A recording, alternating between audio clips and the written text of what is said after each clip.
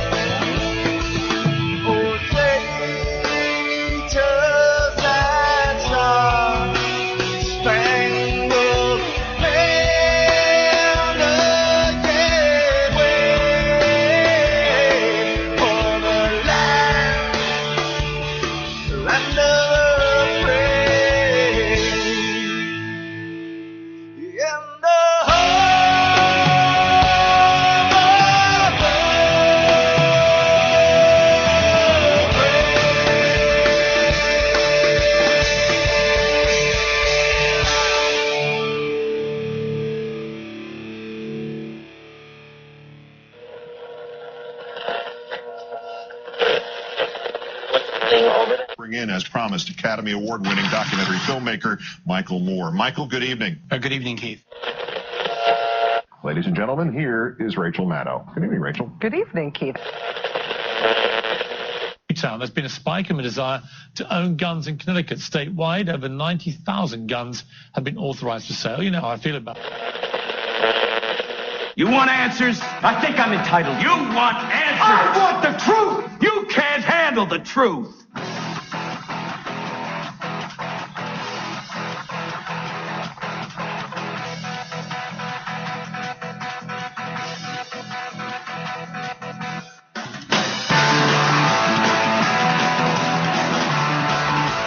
Good Good evening, my fellow Americans and patriots. You're listening to the Midnight Patriot podcast and radio show. I am your host, Jeff Norton. You can join us here every Monday through Friday, 9 p.m. till 12 a.m. or however long the conversation takes us. That's Central Time. You want to join us on the lines, we do have a new 1-800 number for you. It's 800-580-4870. Listen to the message, press 1, and then be transferred over and get in queue, get in line. You can also call us on 347-205-9899. That's 347-205-9899. And you can also reach us via Skype, the Midnight Patriot. If you're a friend or a fan of the Midnight Patriot show, you don't have to worry about asking for to be added to the contact list. You're already there. If you're not, then we ask that you go out and join us on Facebook at The Midnight Patriot and, friend us, like us, follow us, and then that way you'll automatically be added to the list. For those that are listening on Blog Talk Radio tonight, if you want a little bit higher quality feed, you can join us at our website at www.themidnightpatriot.com for a lot clearer stereo, high fidelity podcast. If you want to stay on Blog Talk, that's fine too. It's a free world. It's a free world. Well, for those that don't know, Friday, I know we have a lot of new listeners tonight. We're always adding probably about 20 to 30 new listeners a day, which is incredible. Thank you. Thank you. But for all those new listeners, Friday night's kind of our free form. During the week, we kind of talk about issues, have guests, and all sorts of different conversations. Tonight is kind of, we open it up for you. We get individuals, citizens from in the Patriot community to kind of join us and talk about issues. Tonight we're going to be talking with Joe, can you hear me, Butner? He's going to be joining us here after the break. And we're going to be talking about immigration.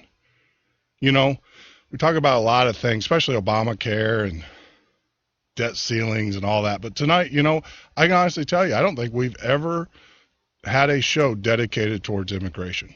So tonight we're actually going to, when we get back from the break, we'll get Joe on, and we're gonna talk about some immigration issues. As you know, the GOP, McCain, they obviously said that they're going to push the immigration vote out past the midterm elections. And that pretty much should tell you, it's a bad deal, and they don't want to hook themselves to that bad deal until after they get elected. Now, regardless what party you belong to, it's a bad deal. Even one of the Gang of Eight, Senator Ted Cruz, is now saying that he doesn't want a part of it. So, like I said, after the break, we'll get Joe on. We'll talk about immigration. We'll be taking your calls as well. Tonight's just a free form. And then if there's any time left over after the conversations, we'll kind of circle back around and pick up some of the conversations that we had during the week that we need to kind of clean up and finish. But join us right here. You're listening to the Midnight Patriot Radio Show and Podcast. Join us on the web at www.themidnightpatriot.com.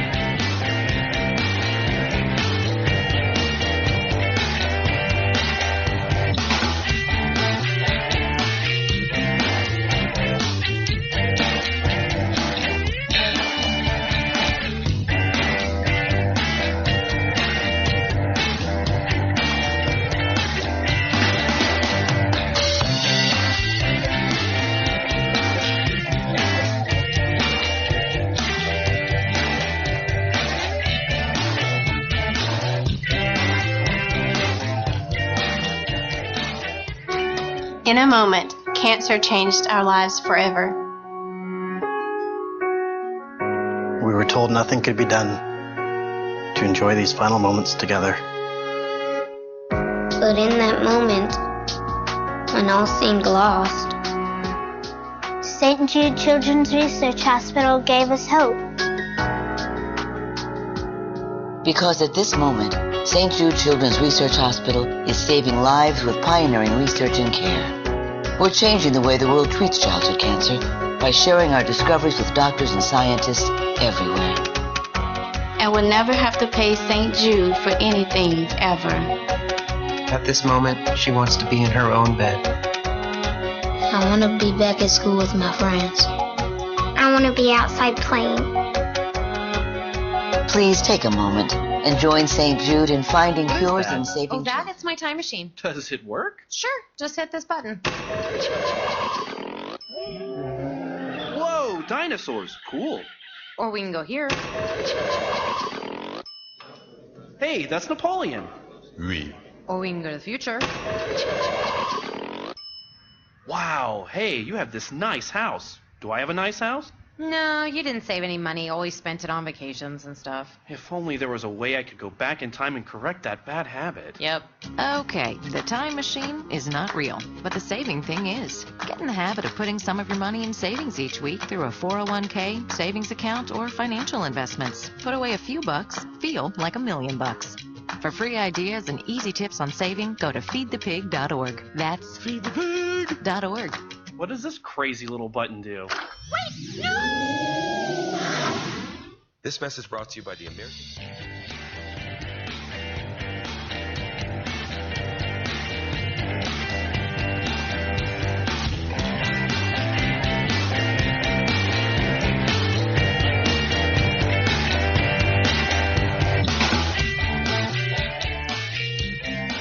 You're listening to the Midnight Patriot radio show and podcast. I'm your host, Jeff Norton. Join us on the web, www.themidnightpatriot.com, for all the call-in information, Skype, 1-800 number. That's our form of, for those that want to know, no, we didn't get rich here at the Midnight Patriot. We still have a budget. But that actually was, that 800 number was generously provided by a fellow patriot who wants to rename nameless. That's right. So, our 1-800 is 1-800-580-4870. So enough of that. As promised, we got Joe. Can you hear me now? Butner on the line. We're going to talk about immigration. Hey, Joe, how are you, buddy? How you doing, Jeff? Thanks for having me on. Oh, not a problem. Not a problem at all. And, for our listeners and stuff, Joe is actually joined the Navy at 17 years of age. And obviously honorably discharged, and went on and got a degree in education, and now he's what he calls himself, a political activist. Well, Joe, if you want to provide any more details on your background for the listeners, go ahead. It's your time right now. Sure, Jeff. Like you said, joined the Navy at 17 as an operations specialist, and then went on to college at Liberty University. Been a small business owner here in South Florida for several years, and since everything has happened in the last 4 years under Obama, 5 years now, I've decided to become a full-time political activist and just set everything else aside. And number one call at the top of my list, above everything else, is stopping illegal immigration and amnesty. I think that's the most important issue facing our generation. Yeah, and I agree with you. We have Stone Anthony was on here. We were talking about jobs and everything. And, I guess what irks me about the whole legal, I don't think anybody's saying that, you shouldn't immigrate to the United States. We're a land of we're the melting pot.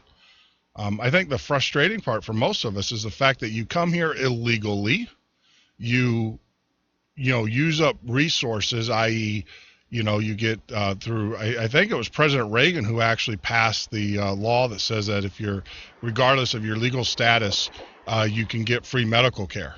And that's, basically what they call them the latchkey kids that come over here with their families and stuff. And that, that's what I have. And, I was reading the recent amnesty bill that they're wanting to do, and that's just, I don't know. They're buying votes. That plain and simple. That's the way I look at it, is they're buying votes, and it's just, and they're undercutting, they're undercutting the workers here in the United States. You're a business owner. I'm sure you probably see it firsthand. Absolutely, Jeff. Couldn't agree with you more. And as an employee, when I was first starting out, I've experienced it, myself, and being undercut by illegal aliens and being a paint contractor for several years, I've seen the contracts go to illegal aliens and just cheap labor. And that's what's going on. And Reagan was the first to do this. And, we can learn a lot from what Ronald Reagan did. And we can take some lessons from the good and the bad. And one of the most interesting points I think that most people don't realize is that Reagan did pass amnesty for what he thought at the time was 1.5 million illegal aliens. Turned out to be closer to 4 million. Yep. And I believe that's the same situation we're facing now. The 11.7 million number is quite a bit higher than they would estimate. We had 10 million illegal aliens 17 years ago. So somehow they want us to believe that the number's only increased by 1.7 million in 17 years. Yeah. I find that hard to believe. Yeah, I mean, it does. You're absolutely right. And I've always said, how do they know? I mean, really, how do they know? It's impossible. Yeah, I mean, how do they know? I mean, I can tell you this. I mean, I live right outside of Chicago, and Chicago's considered an amnesty city. In other words, you can be an illegal alien, be in Chicago, and you're free and clear. You're free and clear. Now, what's really crazy sanctuary cities. Yeah, I mean, it is. It's an amnesty city, and that started with Mayor Daley, and now it's carried over with Rahm Emanuel. And, the problem that I have with it is that, obviously they're here illegally, they're not following the laws. But the thing is, you hear countless time and time again of these individuals who are, creating crime or having crime, and then the problem is they'll do the crime and then they disappear, and so there's no accountability there. I mean, the other thing too is that you hear, with the latchkey kids and everything, they come over here, they obviously have children, and of course the children end up becoming U.S. citizens under the law. Well, now the children hold the parents, and I've seen it firsthand where the children are actually representing the parents for social programs. The kids, these are elementary. I've seen this, firsthand in social services and stuff, where the kids, they're elementary school kids, they're translating for their mom and dad, the services and stuff. It's just crazy. And then now in Chicago, it's illegal to say if you have a job and the person only speaks Spanish or whatever, or they speak dual language, English, Spanish, you can't tell them that they can't speak Spanish. You can't say, well, only speak English. And if you hire them and they choose to only speak Spanish, I've seen that. I mean, I'm not big. I've seen it firsthand. When these people, they come in, they have dual languages. You can't say, well, speak English. So they can speak Spanish. And if you go back to them and say, well, can you please speak English? They're offended. And the next thing you know, you're getting called in HR and they're asking you about sensitivity training. And it's like, well, wait, it just doesn't make sense, that we have to do that. And like I said, these are personal, not, off the internet. These are personal experiences that I've seen, and it's just frustrating as heck, frustrating as heck. Absolutely. So. Absolutely, Jeff. I've lived in Southern California. I was stationed in the military there in San Diego. And I've experienced firsthand, the mandate to be bilingual, to work a job in America, needing fluent Spanish in order to get certain jobs. And I've also lost jobs to affirmative action to certain Hispanic people while I was there. And also in Miami, I was working in Miami for almost 7 years and lived there. And it's the same situation there, probably much, much worse. But Los Angeles seems to be where it's the worst, maybe in America. And Los Angeles Times newspaper put out a report a while back, and they gave a list of statistics that I'll, give to the audience here. I think they'll find it very shocking. And this is Los Angeles Times, a very liberal newspaper. This isn't the Blaze or, the DW. 40% of all workers in Los Angeles County, which Los Angeles County, remember, has 10.2 million people, are working for cash, not paying taxes. Yep. This is because they're predominantly illegal aliens working without a green card. Yep. 95% of warrants for murder in Los Angeles are for illegal aliens. 75% of people on the most wanted list in Los Angeles are illegal aliens. Over 2/3 of all births in Los Angeles County are to illegal aliens on Medi-Cal, whose births were paid for by taxpayers. Nearly 35% of all inmates in California detention centers are Mexican nationals here illegally. Over 300,000 illegal aliens in Los Angeles County are living in garages. The FBI reports half of all gang members in Los Angeles County are most likely illegal aliens from south of the border. Nearly 60% of all occupants of HUD properties are illegal. 21 radio stations in Los Angeles are Spanish-speaking, and in Los Angeles County, 5.1 million people speak English, 3.9 million speak Spanish. There are 10.2 million people in Los Angeles County altogether. All the above statements are going to show from Los Angeles Times. Less than 2% of illegal aliens are picking our crops, but 29% are on welfare. Over 70% of the United States' annual population growth and over 90% of California, Florida, and New York's growth result from immigration. 29% of inmates in the federal legal system are aliens. Yeah. And we are a bunch of fools for letting this continue. Yeah, I agree with you. I mean, this is the thing, and you got to ask yourself, because I've always asked, and I know what it is. Why is our government continuing to allow this happen? I mean, I've been to foreign countries, and you hear, I mean, you go to Mexico. Mexico has an army on their southern border. I mean, literally an army, and it's because they don't want the Sandinista and all of them coming up to, I mean, literally, Mexico has incredible immigration laws when it comes to, well, I should say restrictive, not incredible, but they don't, I mean, you go to prison and you're in prison for a long time, and it's not a pleasant place if you break their immigration. If you go anywhere else in the world, if you go anywhere else in the world, like Australia, or if you go to New Zealand, you actually have to put X amount of dollars in the bank account there, and you have to pay for your own. So, America, for some reason, our politicians, and I know what it is, the Democrats look at it as a free vote, and the Republicans, that kowtow to industry, to the industry and stuff, they look at it as cheap labor. And so, industry, I mean, you got major corporations lining up for this immigration bill, this amnesty bill. And what concerns me is most of the individuals that come here aren't going to be working at Microsoft. They typically don't work at Microsoft. They're in manufacturing and stuff. So I'm a little concerned, like, why is Microsoft doing it and stuff? But you look at the corporations that are lining up that are telling our government that we need to allow. They're all in manufacturing, one way or the other. I mean, it's cheap labor. I mean, cut and dried, it's cheap labor. And the SEU, about 3 months ago, opened up its union ranks to non-SEU industries. Any member can join. You can right now. I don't know what you do currently. Well, you're an activist. They probably won't like you, but you can actually become an SEU union member. I can as a broadcaster, because they've opened it up, because they realize if the amnesty deal goes through, you're going to have all these people that are going to need a voice. They're going to need that voice. And it's horrible.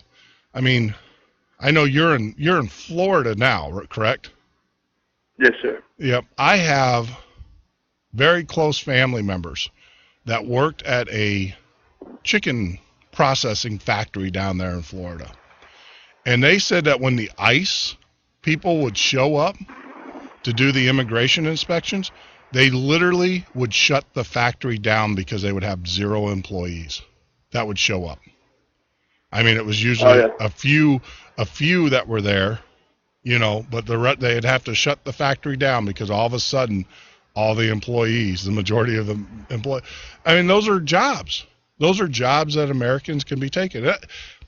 This argument too, well, they do most jobs that most Americans wouldn't do. I don't know. I don't know. I mean, if I can't get a job other than what I do here, and I have to feed my family, or if I got court order child support that I have to make or whatever it is, I might want to take that $10, $12 an hour McDonald's job. I mean, but I can't. I can't. Absolutely. Yeah. So it's concerning. It's very concerning, and I agree with your assessment. What you talked about is for the Democrats, it's all about votes for them. Yeah. Barack Obama said that his number one agenda for the entire rest of his term in office is to pass immigration reform. Yep. And we know why. It's simply going to be millions of votes for the Democrats. It's going to set Hillary up to win in 2016, and the future Democrats to control the House, the Senate, and the presidency for the rest of our lives. And there's no way we're going to make up the difference in these votes.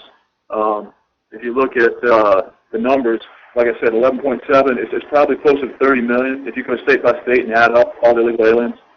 And when you get blanket amnesty like that, Pew Research has done studies on these situations, and they said that their result was 8 out of 9 illegal aliens, if given amnesty, will vote Democrat.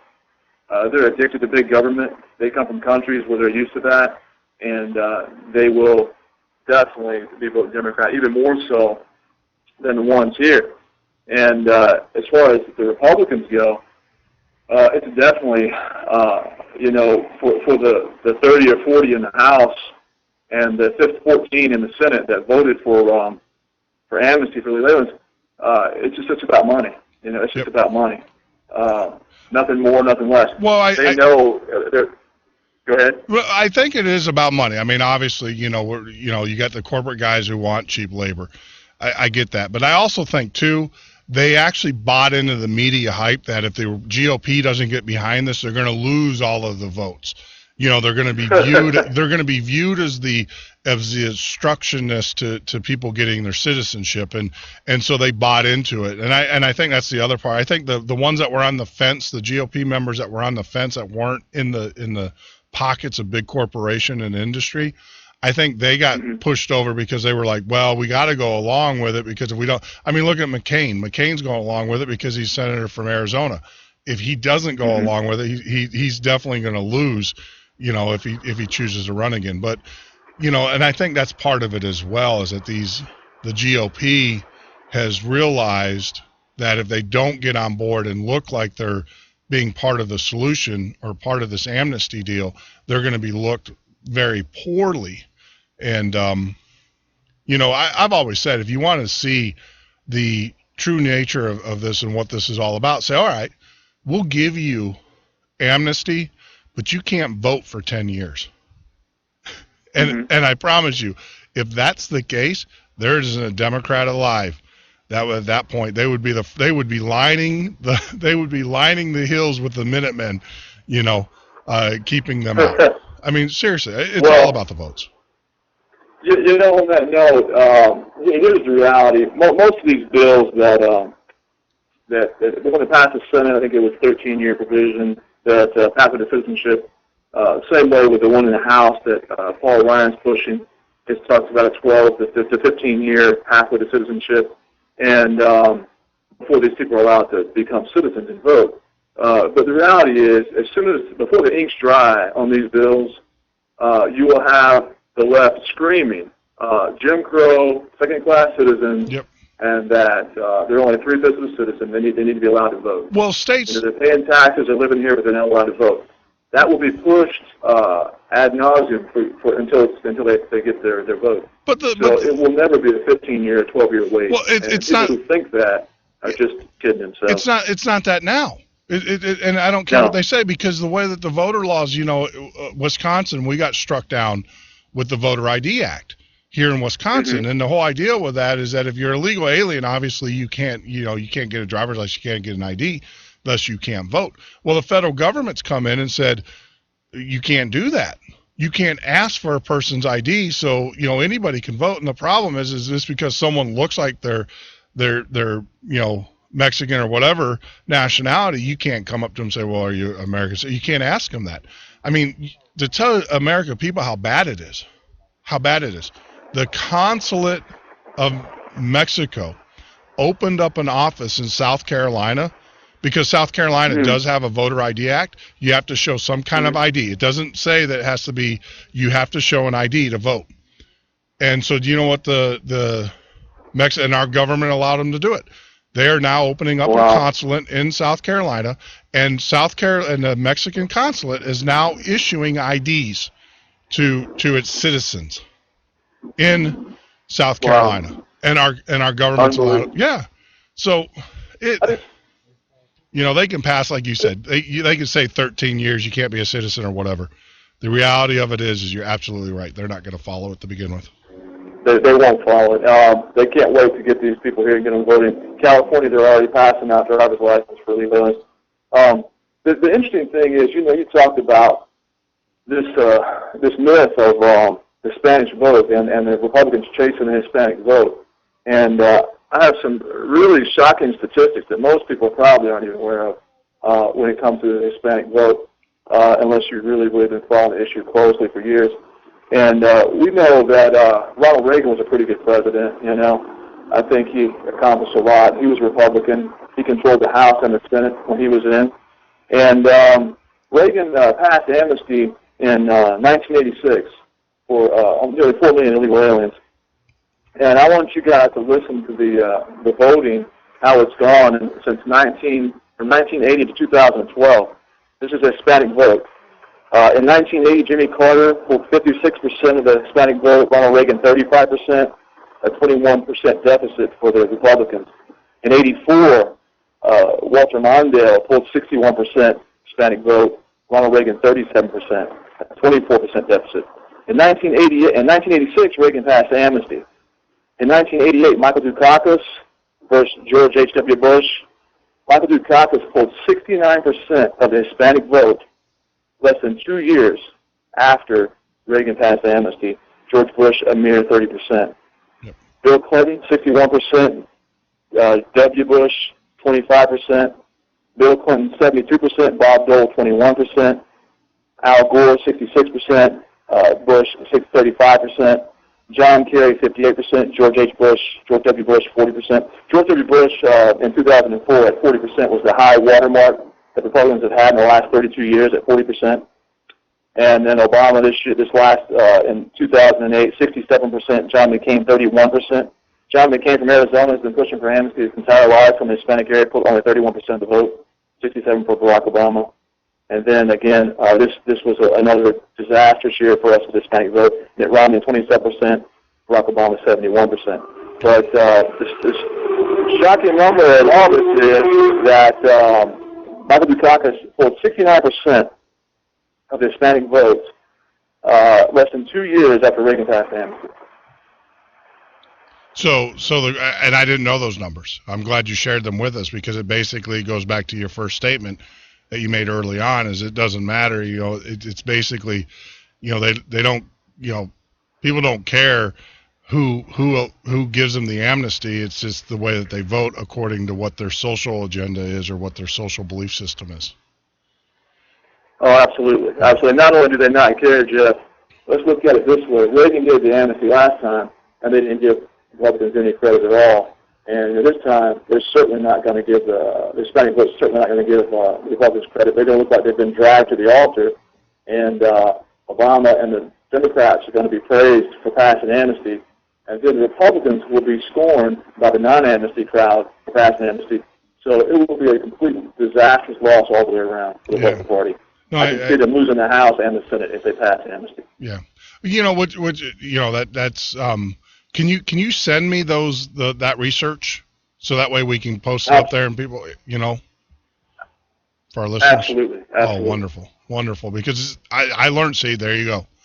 I learned something new. I did not know that. See, I would always figure that whoever passed the amnesty is the one that's buying the votes, and so in this case, we're finding it's not true. These people, Karl Rove and these guys, they say Hispanic vote, the vote for Hispanic vote to 40% in Texas, which, on average, but nationwide, it's not even close to that. They're going to vote what meets their immediate needs. Sure. And these people, a lot of it, we talk about mostly Hispanics, they come over here looking to work hard, but then the Democratic Party turns them into, big government socialists. Yes. They start giving them this and giving them that. And that's the reality of what we're up against. But for me, I think some of the people in the GOP, some of the House members, they're very naive to these numbers. I think they're not even aware. I call all of them almost daily and remind them of these things. But the biggest concern for me is just the corporate money. That's what's got these Republicans jumping through hoops for this to happen. Marco Rubio took in $3 million in the second quarter for when he was pushing amnesty for illegal aliens. $3 million of donations, contributions, campaign contributions from corporations. Paul Ryan and Eric Cantor were flown out to a Gigi resort in New Mexico and stayed out there for a weekend. The Koch brothers had rented an entire resort just for the private party and convinced them that they needed to push amnesty. Now, Paul Ryan is a front man in the GOP House for amnesty. He wants a conference with the Senate bill, 744. Yep. And we know how that's going to go. We already know how that's going to go. Eric Cantor says he's open for a path to citizenship. Bob Goodlatte says he's open for a path to citizenship. The list goes on. Jeff Denham, Ilian Ross, Lightman, David Valdeo, they've all come out and signed the Democrat bill. And just watch the numbers, follow the money. Yep. You'll see campaign contributions rolling in for the fourth quarter for them, large campaign contributions. It's about money. It's about campaign money. Republicans, want it, and they're willing to do whatever it takes to get it. Yeah, and the thing is that, what frustrates me more so is that you're absolutely right. I mean, we all know. I mean, Congress is at its lowest opinion ever, and it's kind of like damn the torpedoes, full speed ahead. I mean, they're just going to do it because you're right. They're getting the campaign money, they're getting that funding, and they feel that they can't move their agenda. Especially Paul Ryan. Paul Ryan can't move up into the stage any further unless he has some major backing, for the next run.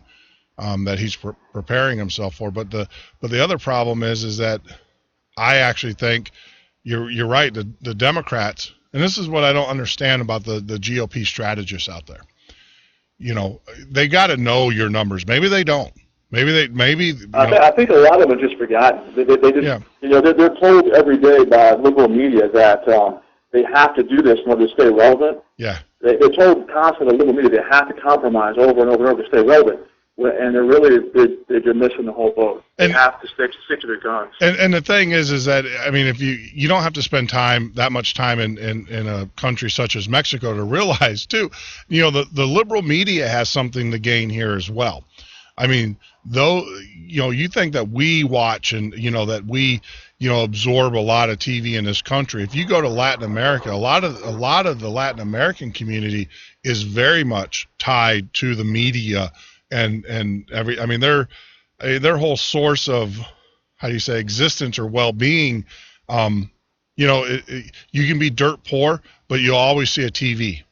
And I have been in some of the really, really rough, scary areas of Mexico driving. Actually, we were driving in a van that looked like an ambulance, and I've seen. And one of the things that caught me when we were going through these towns is that there was always some kind of media TV thing. And so the media knows that those are potential listeners, viewers. So they have an agenda too. I mean, for them, it's all about numbers as well. So obviously, the more people they get, the more, I mean, look at, what is it? Telemundo right now. It's one of the fastest growing TV stations in the United States. And I'm sure the executives at CNN and MSNBC and all those guys, they're all sitting there going, how can we get a piece of that pie? How can we get a part of that? And I think everybody's lining up, Jeff, and even the Catholic Church, some of the evangelicals, which I'm a part of, the evangelical community, they are pushing for amnesty for, humanitarian reasons, and I understand that, but I think a large part of the churches are doing it because they know they want bodies in the pews, they want the coffins filled. Yep. Of course, not everyone's that way. I don't want a blanket statement for that group, but, it's a part of it. And same with the corporations. Over 100 corporations signed a letter to the Senate and to the House demanding amnesty to be passed this year. And, you know, a lot of them spending big money. McDonald's spent $1.5 million. You know, household names you hear every day are Wendy's is part of it. You know, the Olive Garden. You know, there's a huge list online. If you want to find it, you know, you can just Google search the businesses. There's a list on there. On Patriot Link, I think is what it's called. Yep. And it has all the businesses that have been lobbying Congress to pass amnesty and looking for low-wage employees and to lay off Americans. Well, absolutely. I mean, and that's what they're looking at now. You know, now with Obamacare, Obama, everybody was like, "Oh yeah, he cares about," you know, because they cannot participate in Obamacare while they're going through the immigration process. Now I'm sitting there going, all right, I own a factory. Now the employer mandate's been suspended, but it will come back. It's going to be here if we don't repeal Obamacare altogether. So I'm running a factory. I have over my 50 employees, and I'm looking at who I'm going to hire, the person that I have to provide health care to, or the person I don't. I mean, naturally, I'm going to go because health care. No-brainer. Yeah, it's a no-brainer. I mean, health care is the number one expense in most. Sure. You're a business owner, you know how it is, and you know it's a no-brainer. And so everybody was like, well, Obama, you know, he's making sure that they can't participate. It's like, well, wait a minute, that's a fallacy, because number one, nowhere did they can't participate in Obamacare, but they did not repeal Reagan's EDM, you know, that law that said that basically if you're American citizen, and it doesn't, not American, if you're here in this country and you go into a hospital for care, there is no that was President Reagan that passed that law. A lot of people don't realize that. If you go into an American hospital, you cannot be refused care. So regardless if you're on Obamacare or not, you're still going to get the care. So you're still going to get the services. Well, guess what? If you don't have the money to pay the hospital back, you know, someone's still got to pay that. And it's just going to, you know, so there, you know, when Obama says, oh, don't worry about it, that's not true. All that does is hurt the American worker even more so, because now you're in competition for that job because you're required by law to carry health insurance where they're not. And, you know, it's just crazy. It's absolutely. It's insane. It's a lose all the way around for the Republican Party and for the American workers. Yeah, I just can't. I've talked to these politicians on the phone, and you know they have no answer. They have absolutely no answer. When they talk about moral issues, you know, we know what the Bible says on those issues of morality, and what the Bible says about listening to the following government. Unless the government tells you to do something that contradicts the Word of God, you don't uphold the laws. Yeah. You know, you don't follow the law. Yep. So to say that we're not a country and our legal immigration is not enough, and it talks about legal immigration system being broken. Let's remember that America allows more legal immigrants in their country every year than the entire rest of the world combined. Yes. So we're doing more than our part. It's just that it's never enough. Yep. You know, it's never enough. But it's a lose-lose all the way around. It's going to be a lose for American workers. It's going to burden our safety nets for the poorest of poor. It's going to drive down working wages. It's going to drive up unemployment. It's going to create, you know, the Democrats are chomping the bit for. It's going to create a one-party rule. There's no way we're ever going to make up the numbers on these people voting Democrat. There's no way. Yeah. So if you want a one-party rule, vote for amnesty. If you want lower wages, vote for amnesty. You know, if you want more crime, vote for amnesty. If you want cartels in the country, vote for amnesty. Yeah, so the Republicans, go ahead. No, I mean, I agree with you. I mean, you know, I'm a moral person. Like I said, I've been in Mexico, and I've traveled the country, you know, by car and stuff, and you know, on business. And the thing that always struck me is that you see kids. I mean, they don't have child labor laws. They have zero child labor laws. A lot of people don't know this, but you know, you always see the kids with the grapefruits and all that stuff, and you're like, oh, that's cute, you know. And so people don't realize. I mean, I was in Mexico City, right by the American embassy, and there was a father. I don't even know if there's a father, and he had 3 kids, and they were, you know, doing acrobatic stuff in the middle of the street as the cars were stopped at the light, raising. And this was at like 12 o'clock at night. We were coming back from a trip, and it was, you know, and they have no desire to you know, with child labor law. So my concern is that, and I know you come here to the United States and you go, well, they're gonna adhere to our laws, and it's like, well, wait a minute, they don't adhere to the very fundamental law they're here illegally. And what makes you think that they're not going to exploit these children here in this country as they do in their country? They are. You're gonna, and you said it. There's an underground economy that goes on, and I haven't been to California anytime soon, but I'm sure that you probably see in certain areas, you probably see the same children begging on the streets as you do when you're in Mexico. You do see a lot of poverty in California, and that's what my concern is, that if amnesty passes, that's what the entire country is going to look like, California. Sure. And it's just not a pretty picture. You look at the different issues, it's not just all Hispanics, of course. You also look at the rest of the equation. Why is Mark Zuckerberg involved in pushing for amnesty? Mark Zuckerberg's got a Facebook page called Forward Us, and he's on there daily pushing for amnesty, spending big money.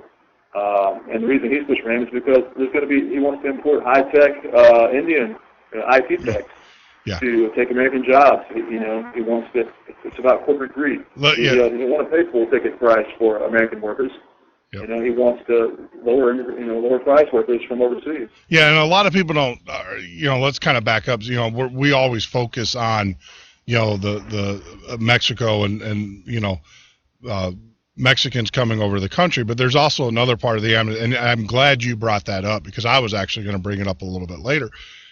Right now, under our current immigration platform or immigration, there's you can have about 250,000 high tech jobs, or 250,000 individuals can come here under H-1B visas and all that. With the amnesty, that would wipe that out.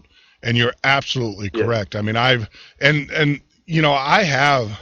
A lot of people don't know this, and I'm going to share this with you because I've done the research on that end of it. I haven't really done the research on your end, what you're doing. Mm-hmm. But when you bring a high tech, there's a couple ways that you can come into the States. You can come to college here, and now when you go to school here in the United States and you graduate from here, you are automatically given a green card, and then you can go your path to citizenship, which is about 8 years. But you can continue to work here in the United States during that program. The problem is, when you do that, you're absolutely right. You're taking a high-paying job in technology or sciences away from an American, because typically those individuals that they're not making, what they do is they call them like interns or entry-level guys, and pay them considerably less, technology-wise. Where a technology software engineer, a good one in the United States, you can start at 70,000 and go all the way up to 100,000 on average, 120,000. Whereas if you bring in a foreign student, and they can start them at 40 or 50,000. And the reason being is that their expectation of lifestyle is completely different than ours here in America. I mean, I literally have friends who are from India and that in the technology industry. And typically what they do is they'll buy a house, and 4 of them will live in the house. One of the big laws that they're passing around here is multifamily dwellings. They're limiting those because they're finding them to be a problem, where you have, where they're hoteling basically. And like I said, I mean, I know of one organization I walked into when I first walked in, and it was all American based. There was 8 Americans. By the 3rd, 4th year that I was there, I walked into the room. I actually had to go to sensitivity training, believe it or not. I had to go through the sensitivity. Yeah, me and stuff, because I walked in there, and it was funny because I had a real good friend. His name was Nihil, and he actually was born in America. And he's sitting there, and he's looking at me, shaking his head, and I'm like, what? And I'm shaking my head back to him. And this is hilarious. And the manager, of course, was from India. And we're sitting around this table, and I'm like, it's pretty bad when I'm in my own country, but I feel like a foreigner. And Nihil he just went laughing. I got to tell him that I told this story because he just lost it. And so both of us kind of got in trouble, got sent to the principal's office. I had to go to sensitivity training. He quit. He literally quit the job. It was a good job. His wife was studying to be a doctor anyways. So he quit the job. And I'm like, Neha, he's like, look, Jeff, he goes, and he's Indian. And he's like, I am sick and tired, but he's American. His family's from India. He's an American born here. And he goes, I am sick and tired of this because he goes, I'm sick of going into a store, and because I look Indian, everybody assumes that I got a daughter, whatever. And he goes, I'm tired of it too. And he goes, I am so glad you said what you said because I was thinking the same thing. And it's just, and like I said, they literally replaced eight American employees, high-paying jobs, good-paying jobs, $60,000, $70,000 a year jobs.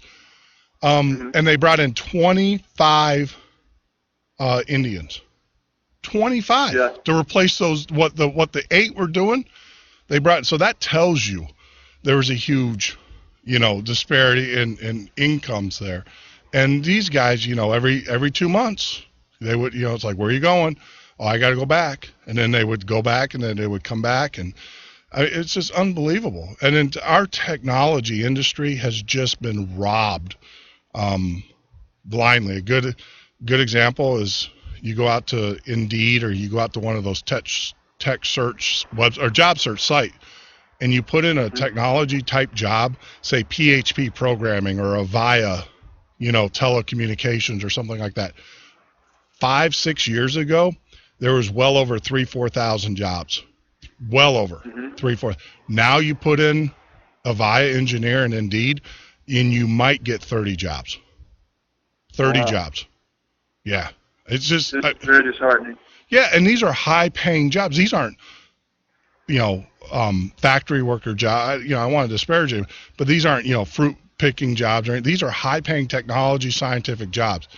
And now businesses are, even as we all know, they're just shipping it overseas. I mean, a huge shift right now is a lot of the technology jobs are just going to Argentina. And, instead of India. And, here's a statistic for you.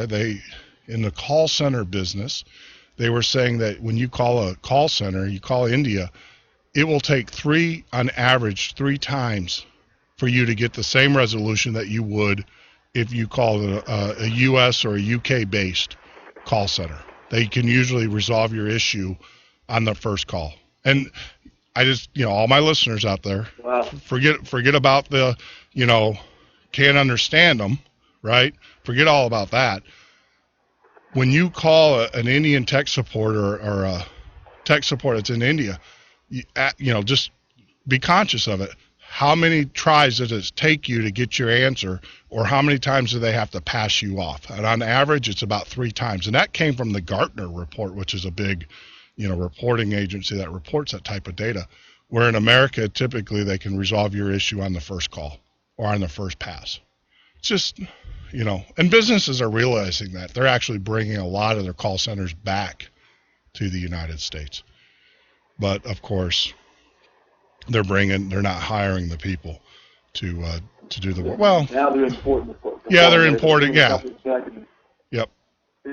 It's frustrating, and Lincoln warned us about corporatism, and when corporations control the government, control the people, it's fascism, and I think that's where we're headed very rapidly. Yep. But there's some good for these businesses that are pushing for amnesty, and you can find it online. Check out the list. We're going to start a boycott for most of those companies. Motorola is one of them. All the big cell phone companies, except for Sprint. AT&T, Verizon, they're all on board. And it's very disheartening. And, on the other hand, we talk about immigration and amnesty is the terrorist threat, Yep. It's only a matter of time. Almost 2 or 3 of the hijackers from 9/11 were on visas. A lot of them were on visas, but a couple of them were on student visas. And that had expired. And I was arguing with one of the Congressmen the other day about how that the overstaying of visas wasn't a big issue. Yep. Hey, a big issue if you're in the Pentagon. Hey, Joe, let's do this. That's actually a great. We'll come back from the break, and we will talk about this threat, this national security threat with terrorism and everything. So you're listening to the Midnight Patriot radio show and podcast. You can join us on the web Monday through Friday, 9 p.m. till 12 a.m. Central Standard Time. and always 24/7 for refeeds and everything on the web at www.themidnightpatriot.com. We're going to take a small break, about a 5-minute break. When we get back, we're going to continue the conversation with Joe. Can you hear me now? And talking about one of the biggest issues about another issue about legal aliens cancer is changed security. our lives forever. We were told nothing could be done to enjoy these final moments together. But in that moment, when all seemed lost, St. Jude Children's Research Hospital gave us hope. Because at this moment, St. Jude Children's Research Hospital is saving lives with pioneering research and care. We're changing the way the world treats childhood cancer by sharing our discoveries with doctors and scientists everywhere. And we'll never have to pay St. Jude for anything, ever. At this moment, she wants to be in her own bed. I want to be back at school with my friends. I want to be outside playing. Please take a moment and join St. Jude in finding cures and saving children. America, welcome home the brave. The brave men and women who serve their country are coming home. Home to their cities and towns. Home to their mountains and valleys. Home to their families and friends. Home to America. Some of these warriors are coming home with wounds you can see, and some with wounds you can't see, like post-traumatic stress disorder. Wounded Warrior Project was created to provide the support these wounded veterans need to ensure their return to America is well-adjusted and successful. But we need your help to ensure that our mission is a success. Help us honor and empower these wounded warriors. Contact us at findwwp.org. America, welcome home the brave. What is that? Oh, it's my time machine. Does it work? Sure, just hit this button. Whoa, dinosaurs. Cool. Or we can go here. Hey, that's Napoleon. Oui. Or we can go to the future. Wow, hey, you have this nice house. Do I have a nice house? No, you didn't save any money. Always spent it on vacations and stuff. If only there was a way I could go back in time and correct that bad habit. Yep. Okay, the time machine is not real, but the saving thing is. Get in the habit of putting some of your money in savings each week through a 401k, savings account, or financial investments. Put away a few bucks, feel like $1 million. For free ideas and easy tips on saving, go to feedthepig.org. That's feedthepig.org. What does this crazy little button do? Wait, no!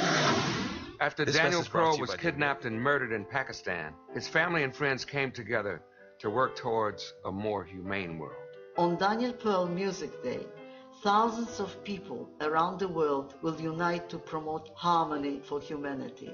Join us in using the universal language of music to diminish hatred, respect differences, and reach out in friendship. Participate in Daniel Pearl Music Day, promoting harmony. Out of control spending. A government that no longer works for the people. Had enough? Then vote for Stone Anthony for president. Replace politicians with a citizen statesman. www.stoneanthony2016.com.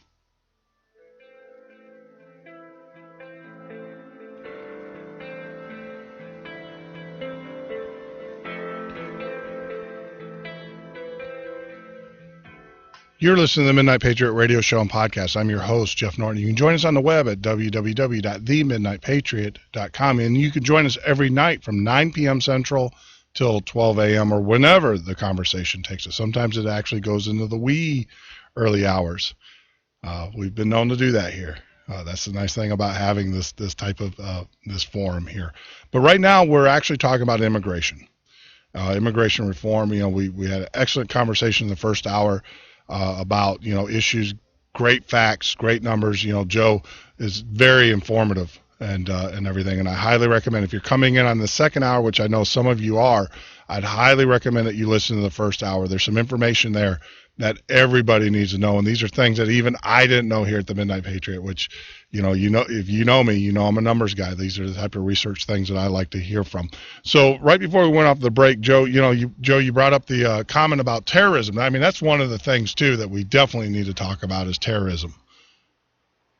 Absolutely, Jeff. Absolutely. And that's what I tell these politicians if I get a chance to get them on the phone, is that the ones that are supporting amnesty, they're setting us up for our next terrorist attack. And it's just a matter of time. It's just a matter of time. Like I said, the 9/11 hijacker that flew the plane into the Pentagon was a student overstaying his visa. Mm-hmm. And when I talk to some politicians, I'll name names, I guess. Renee Elmers and one of her aides in North Carolina, they thought it was ridiculous to, it was no threat at all, no issue at all. And, we always look at history, back in 2001, and we know that people overstaying their student visas. This is a problem. Anybody say overstaying their visa is a problem. But they're just not handling security well. And we know that, there's going to be a number of terrorist attacks, and it's going to happen, if we don't get serious about tracking these people down and deporting them when their visas are expired.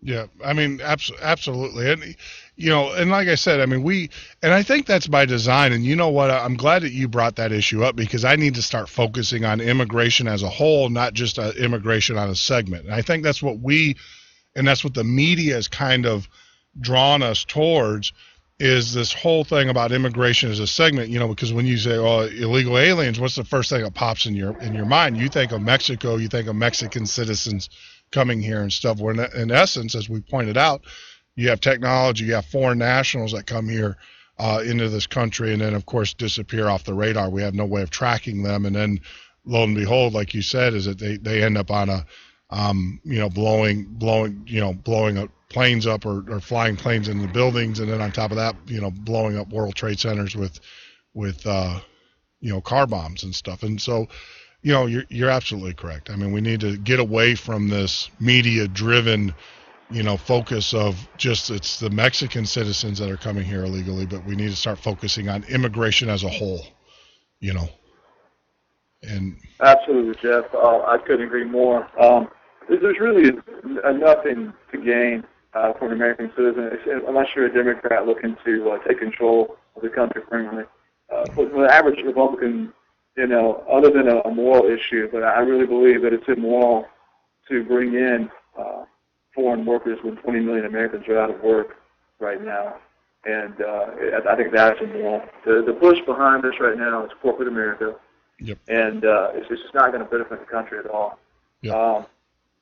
But when you look at the politicians who are supporting it,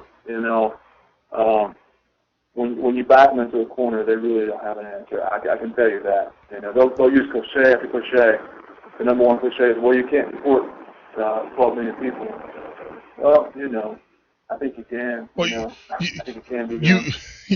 You can, and I think Arizona's already proven that you can do it because they cracked down on renters, they cracked down on they did the checks until the federal government stepped in. They cracked down on the police checks if you're a citizen or not. They actually prosecuted or went after businesses that were, a lot of people don't realize is that through the Employment Act, when you fill out your I-9 form, right, when you get a job and you fill out an I-9, they're supposed to do a check on you to make sure you're an American citizen. Mm-hmm. And if you're not, if you're an illegal and they capture you and your business knowingly did it, it's a $10,000 fine per occurrence. And so Arizona was very successful up to the point where the federal government came in and said no more. And I can't remember the governor of Arizona. She's still the governor of Arizona. She actually met. There was that heated exchange between her and President Obama when he on the tarmac, and it was all about the states' rights over the federal, because the federal agencies then came in and said you can't continue to do this.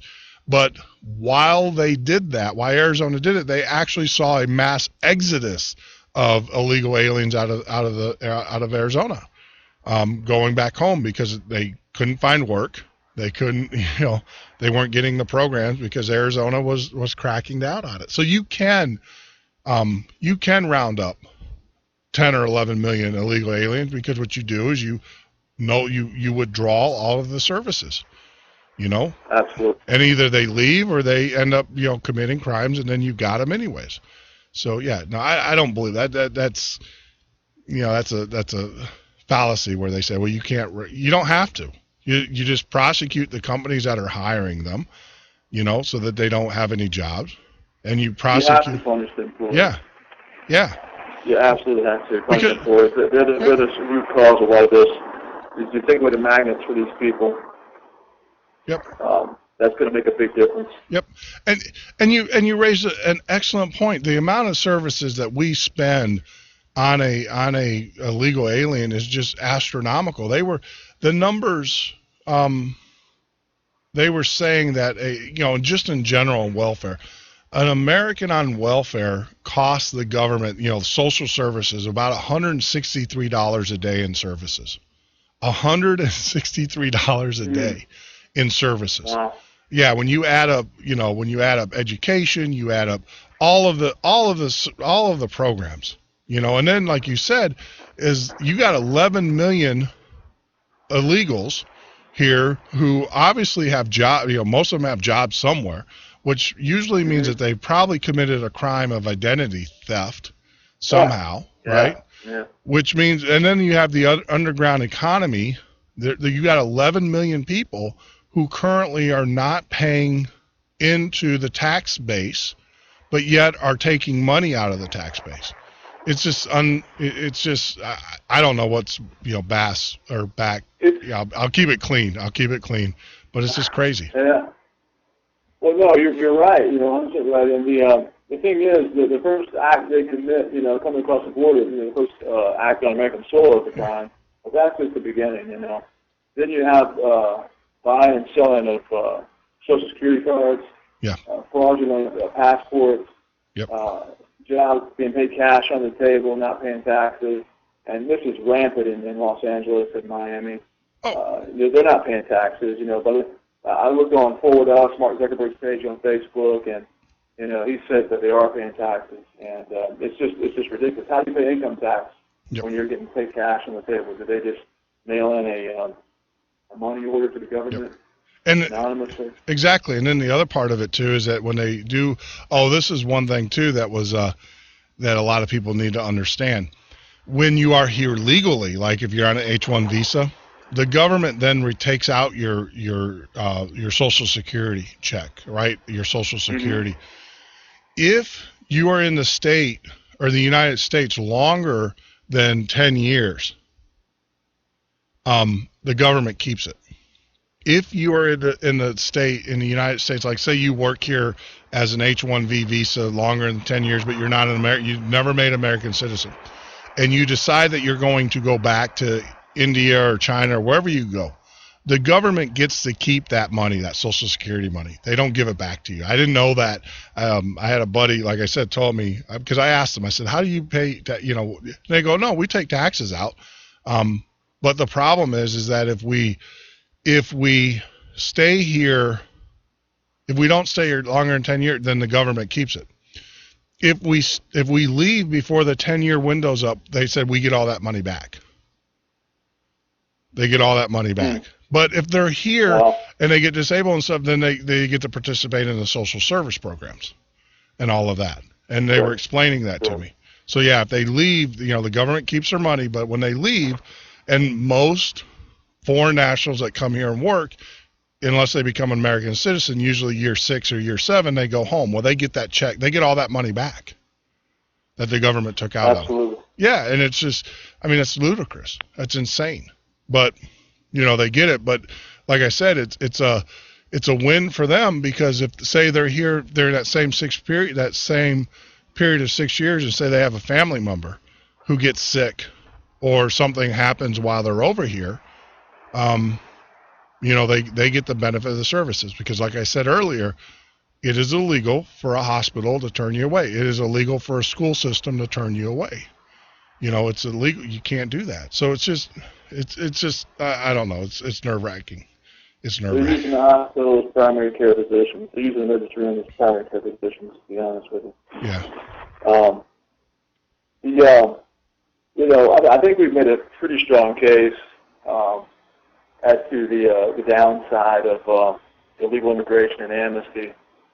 And, what we're doing about it, me and a handful of people, my disciples that are rolling with me as hard as they can, we plan to primary challenge every member of the Senate who voted for amnesty. Sure. That 1,200-page amnesty bill, and to send a message to the House, and anyone else who tries to pass in the future.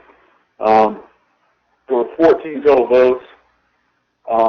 Right now, Orrin Hatch is planning to retire. Jeff Schiza is stepping down in New Jersey, and he's not running again. So then you're looking at 12 of active senators in the GOP that passed amnesty, and 3 of them are up for re-election in 2014. And those 3 are Lindsey Graham, Susan Collins, New Hampshire, and the third is Lamar Alexander in Tennessee. And we've already secured 2 primary challengers for the 3. We've got Joe Clark, who's going to be running as a constitutional conservative in Tennessee against Lamar Alexander. He has my support. And then also we have 3 challengers for Lindsey Graham. Everybody wants to take this guy down badly. And, the front runner there appears to be Nancy Mace. She has my support at this point. But I'm anxious to see the primaries. And we are searching desperately and working hard to primary Susan Collins. Susan Collins is the most liberal member, GOP member of the House or Senate combined. She voted for Dodd-Frank. She voted for amnesty. She voted to affirm Justice Kagan. She voted for, she supports Obamacare. She also voted to fund Obamacare. Whenever Obama needs a vote in the Senate, he just turns to Susan Collins' name, and she delivers. And we have a primary challenge page for her, primary challenge Susan Collins on Facebook, and we're searching high and low to find someone to take her spot. Sure. Now, your organization, typically, how do they reach you or reach out to you? Is it all through Facebook, or do you actually have a dedicated website? We're on Facebook. We do a lot of phone calling. We have a small group of about 300 on Facebook. If you want to join the group, it's Stop Amnesty, and there's a Stop Amnesty Facebook page with 1.1 million likes on there that's being run by Dennis Michael Lynch. And we have a small group of activists that are acting to Stop Amnesty, and it's basically a group that you just have to ask to join. Type in Stop Amnesty in your group in your search box, and you'll see a group there, private group, about 300. Just ask to join, and we'll let you in. Sure. The pages, I manage about 50 pages on Facebook right now, so most of my day, about 12 hours a day, is spent on the computer.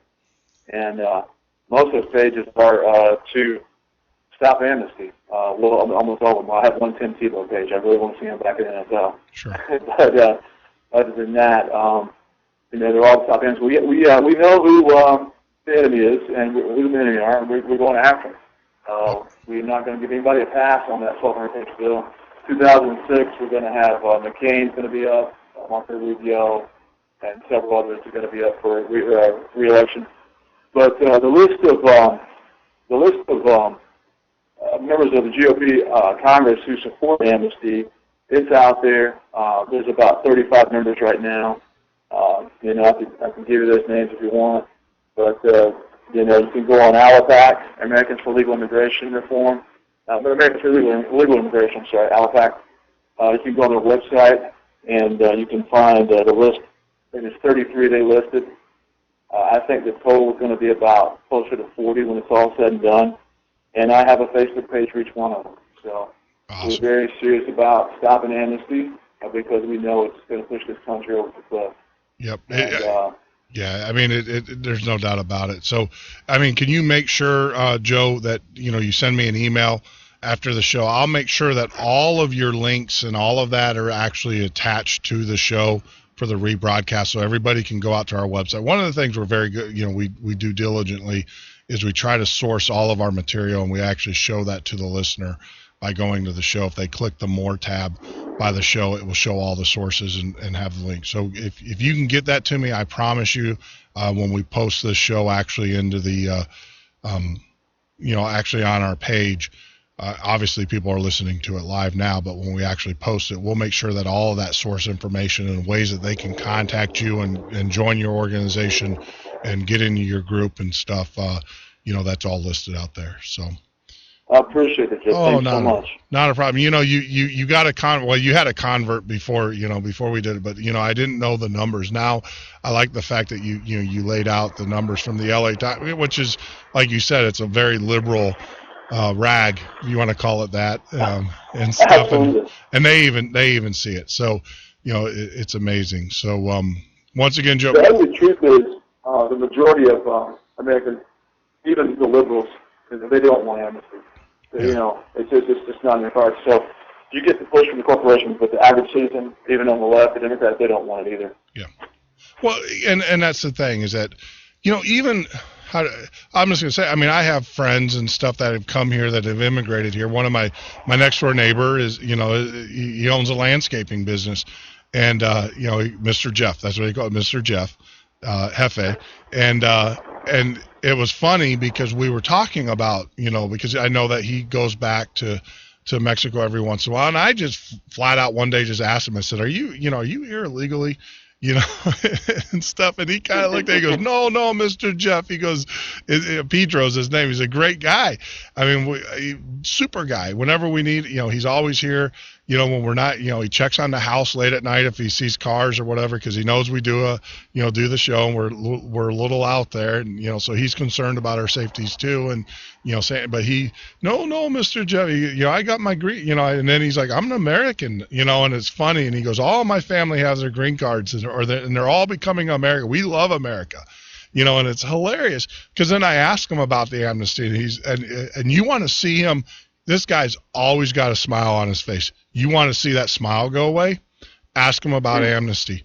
And I'm finding out that most people that are here legally, that went through the process and are here legally and embrace our American culture and everything, they are adamantly opposed to amnesty themselves. So that they resent it deeply. Yeah, that should tell you something.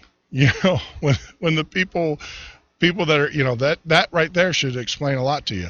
They're like, no, don't let it. Pedro is a great guy, and and we've had these conversations, and he's like, no, you should know, and but of course they'll always tell you, it's for the kids or whatever. So countless friends in that situation that are Hispanic descent, and they or other ethnicities, and they oppose amnesty.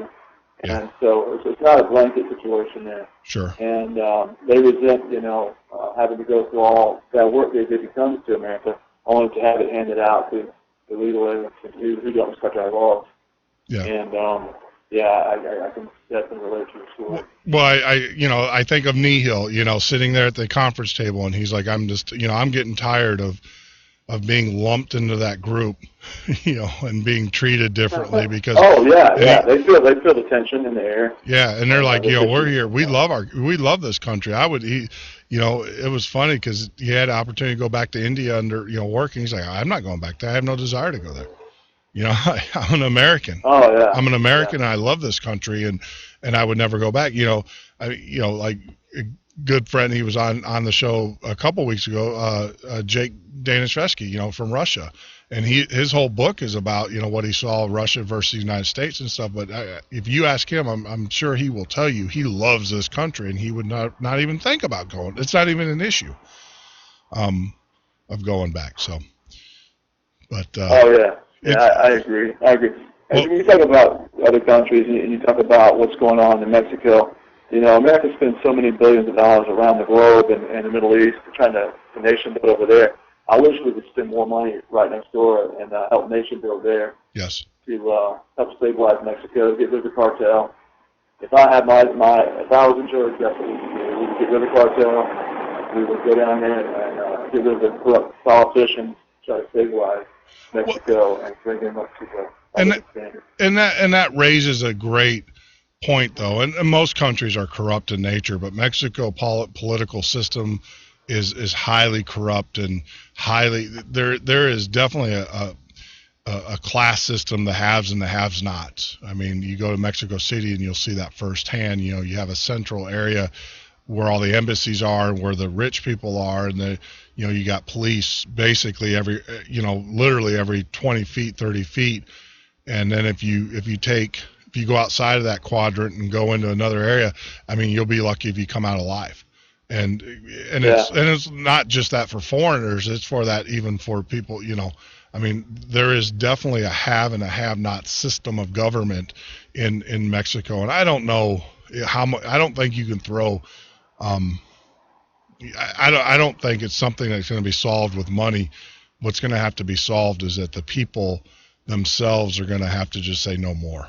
You know, no more. It's going to take a revolution. Rid the country of corrupt politicians, and if you want the politicians in Mexico, they're controlled by the cartel. Yep. And they have a choice to take bribes or be killed. They take bribes. Yeah. And until we get the cartel under control and get the corrupt politicians out of there, it's really difficult to see that country prosper.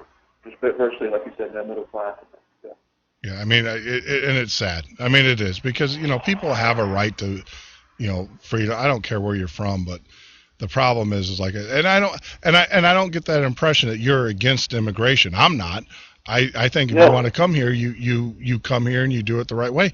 And the immigration process, it takes 7 years, but you can still live in the country and still participate in everything this country has to offer.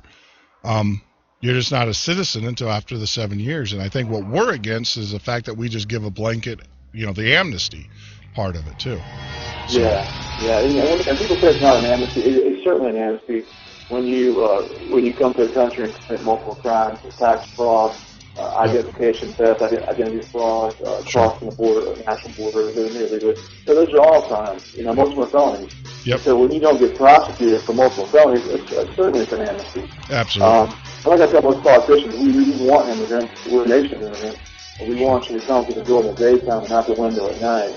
Sure. And, respect our laws. The big lie the media keeps perpetrating is that the immigration system is broken. All right. It's not broken. We allow more illegal immigrants to come to this country every year than the entire rest of the world combined. Sure. So, hey, Joe, I'll give you a shout later on, and, man, make sure you send that stuff to us. I sure will. Thank you for having me on. All right. Thank you, my friend. Thank you. 10-year veteran of the NFL. I'm Captain Mark McNeil, 16-year veteran of the Army National Guard. Whether on the playing field or the battlefield, you must be both physically and mentally fit. If you're injured, you owe it to yourself and your teammates to get back to peak performance. It doesn't matter if you've got a broken bone, depression, a traumatic brain injury, PTSD, or another psychological wound. Getting help shows strength, not weakness. To find out more, go to realwarriors.net. After Daniel Pro was kidnapped and murdered in Pakistan, his family and friends came together to work towards a more humane world. A foundation was formed in Daniel's name to promote cross-cultural understanding through journalism, music, and innovative communications. On Daniel Pearl Music Day, thousands of people around the world will unite to promote harmony for humanity. Carrying on his mission of connecting people through words and music. Join us in using the universal language of music to diminish hatred, respect differences, and reach out in friendship. We invite you to perform, support, or attend a Daniel Pearl Music Day event in October. Participate in Daniel Pearl Music Day, promoting out of control spending, a government that no longer works for the people. Had enough? Then vote for Stone Anthony for president. Replace politicians with a citizen statesman. www.stoneanthony2016.com. America, welcome home the brave. The brave men and women who serve their country are coming home. Home to their cities and towns, home to their mountains and valleys, home to their families and friends, home to America. Some of these warriors are coming home with wounds you can see, and some with wounds you can't see, like post-traumatic stress disorder. Wounded Warrior Project was created to provide the support these wounded veterans need to ensure their return to America is well-adjusted and successful. But we need your help to ensure that our mission is a success. Help us honor and empower these wounded warriors. Contact us at findwwp.org. America, welcome home the brave. What is that? Oh, it's my time machine. Does it work? Sure, just hit this button. Whoa, dinosaurs. Cool. Or we can go here. Hey, that's Napoleon. Oui. Or we can go to the future. Wow, hey, you have this nice house. Do I have a nice house? No, you didn't save any money. Always spent it on vacations and stuff. If only there was a way I could go back in time and correct that bad habit. Yep. Okay, the time machine is not real, but the saving thing is. Get in the habit of putting some of your money in savings each week through a 401k, savings account, or financial investments. Put away a few bucks, feel like $1,000,000. For free ideas and easy tips on saving, go to feedthepig.org. That's feedthepig.org. What does this crazy little button do? Wait, no! This message brought to you by the American...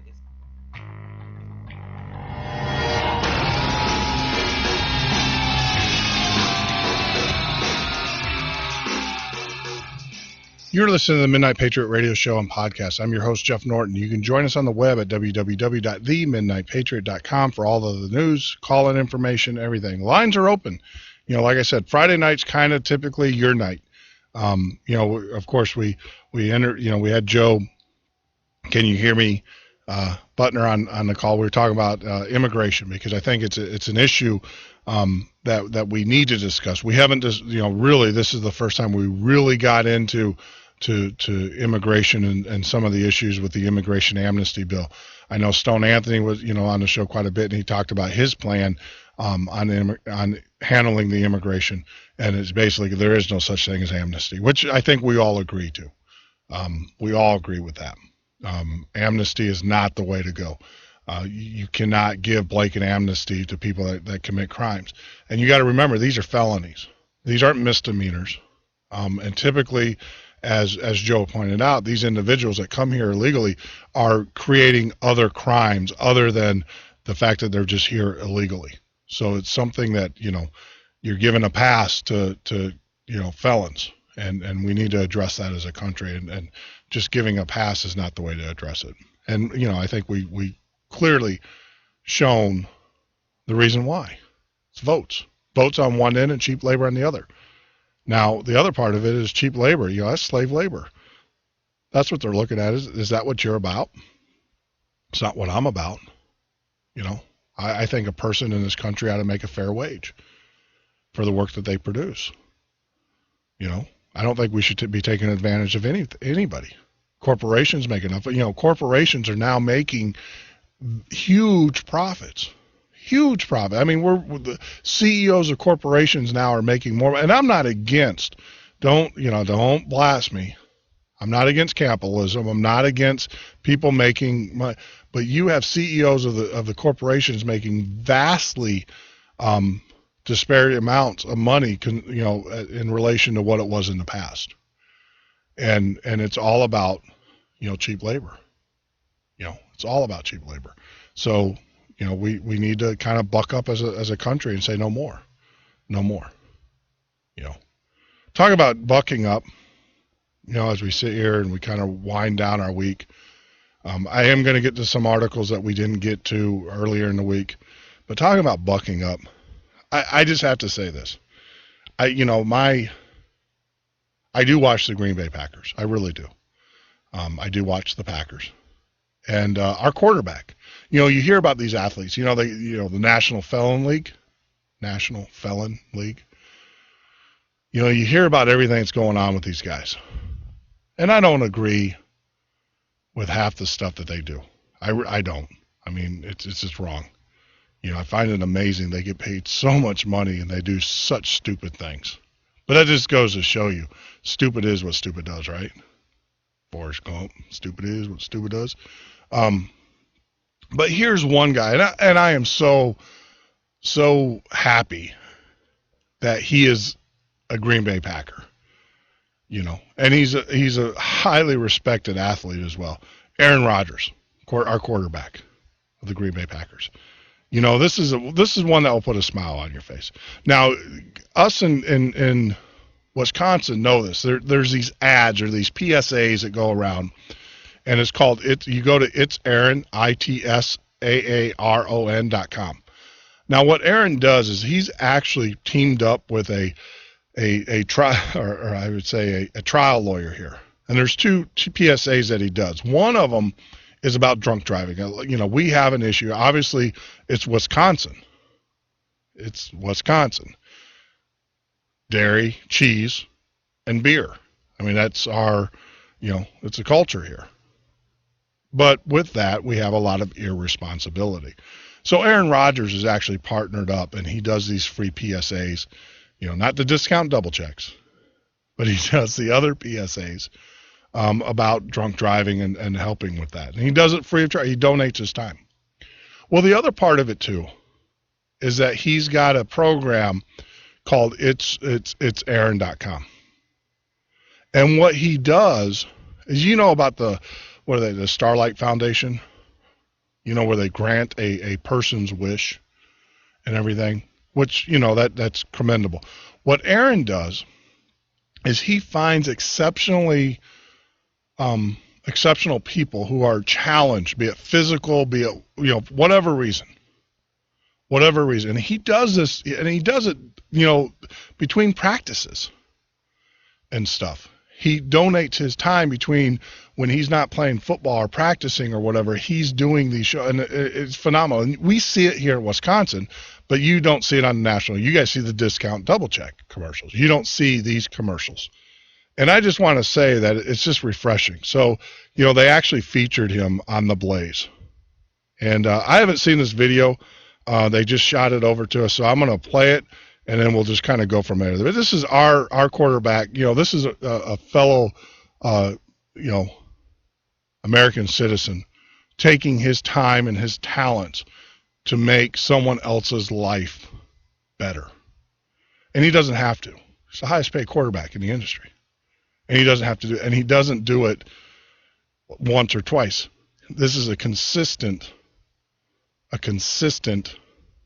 mode that he does. When he's not on the field playing football, he is doing this. It's Aaron. And you can go out to his website and watch all the videos of the things he does, but it's ITSAAROIN.com. So we'll play this. This actually just came in from The Blaze. Well, check out this setup, huh? Yeah. Isn't that great? Mm-hmm. Have you seen some plays here and things before? I saw Phantom of the Opera here. A few of my friends are in it. Cool. So it was fun. Come on over here. I'd like to introduce you to Dave Olson. Hey, Kelly. Hi. It's nice to meet you. Now, Kelly is obviously in leg braces and crutches and... To try out on the stage. Okay. Are you interested in doing that? Sure. You ever played with a drum machine before? No. Well, come here once. It's really cool. Okay. So each of these pads makes a different drum sound, and like the harder you hit it, the louder it is. So check this out. Isn't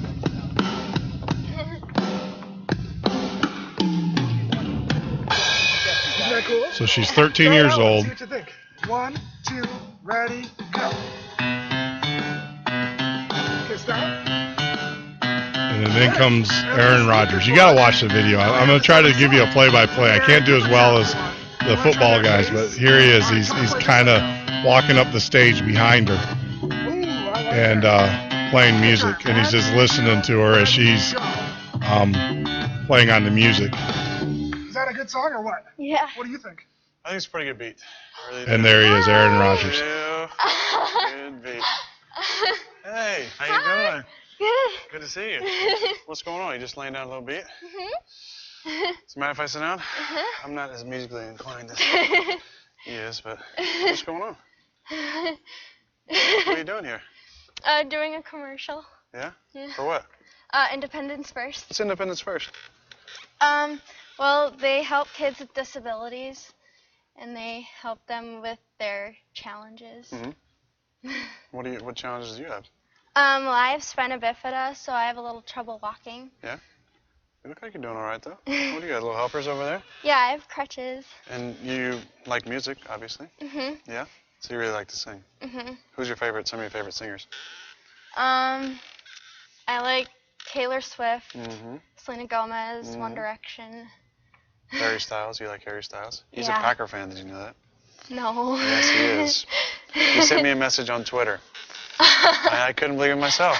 And then he posted a couple of videos of him doing a little belt, and then him with the cheese head on as well. So I became a One Direction fan as well. How about that? That's pretty crazy. You want to put a song together? Sure. Okay. I think we're going to need some help, though. I have no idea what I'm doing.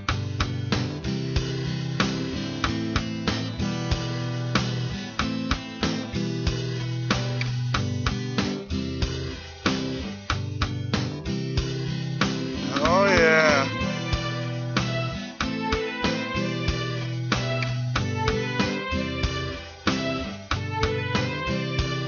What do you guys think? What about cowbell? Is there any cowbell in there? Yeah. I'm going to come up with some ideas and try to put a chorus together. And I'm going to ask you guys both to listen to it with eyes closed just for about 30 seconds. I was thinking about driving in a car. All right. Sunny day. I was kind of picturing like Broadway and stuff. There you go. There you go. It's just it's just makes you feel good to know that there are people in his position that still give to the community. So I recommend that you go out to his to the website. It's Aaron.com, and this was actually featured on the Blaze and shot out over the streams here. So I just wanted to kind of introduce you, and it's just incredible of the unselfishness of individuals, especially people in Aaron Rodgers' position or status in life, to know that that they're still out there. Heroes are still out there. And we talk about heroes quite a bit. We talk about those that serve this country. And Joe, I just want to tell you thank you for your service. I didn't get to do that, and I wanted to circle around. So Joe, who was on the first hour and a half of the show, Navy veteran, joined the Navy at the age of 17 years old, and so I just want to say thank you for your service to this country. And one of the things that we do, that we always do, and unfortunately we had to start doing it again, is that we honor those who have paid the ultimate price, those men and women. And I was hoping that we wouldn't have to do this this month. That was my goal. But unfortunately, that's not the case. So keeping with our tradition here, we have a segment. It's called Honor the Fallen. For those, and I know we have a lot of new listeners coming into the show, so you guys kind of understand how we do things here. So this segment is to honor and pay our respect to those who have put on our country's uniform and who have paid the ultimate price.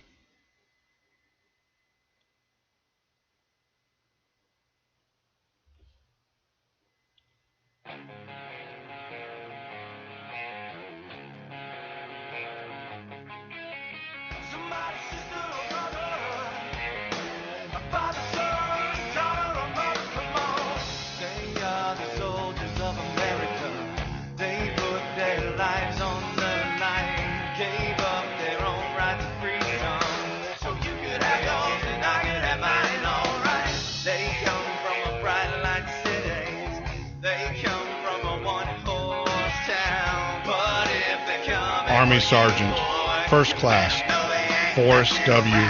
Robinson, November 3rd, 2013.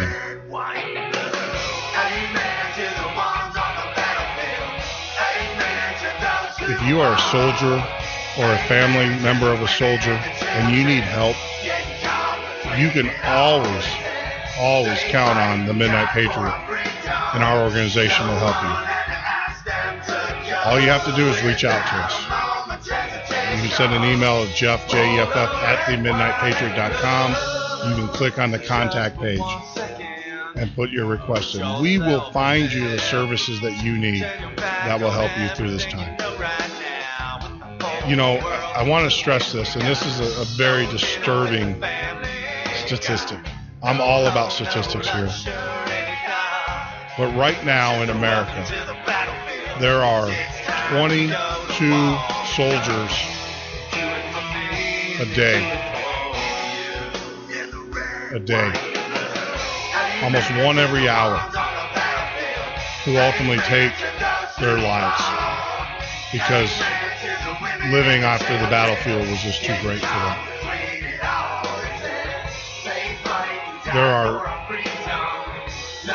They are literally a national treasure, and we are letting them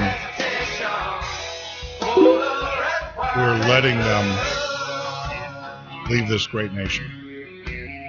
So if you are, like I said, if you're a soldier, family member, active, retired, whatever war you fought in, whatever branch you were in, and you need help, reach out to us. We will get you the help that you need. You know, we will put you in contact with the resources that you need to get your help.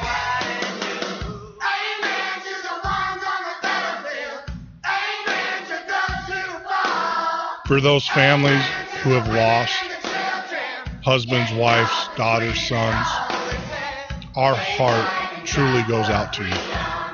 Our nation weeps for your loss. And I just want to let you know that every night, every day, every chance I get, I will always keep you in my heart, your family. And if you need anything, please reach out to us. We will make sure that you get the services. I will take it as a personal challenge, and I will reach out to the millions of patriots out there to make sure you get the services that you deserve and your family needs. May God bless you and always keep you.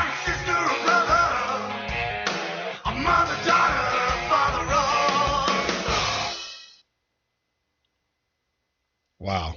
That's never easy. It's never easy. So when we get back from the break, we'll kind of wrap up the rest of the news, kind of carry it into the third hour. You're listening to the Midnight Patriot radio show and podcast. You can join us on the web at www.themidnightpatriot.com. Feel free to give us a call at 1-800-580-4870 or 347-205-9899 or on Skype at The Midnight Patriot. Our Skype name is The Midnight Patriot.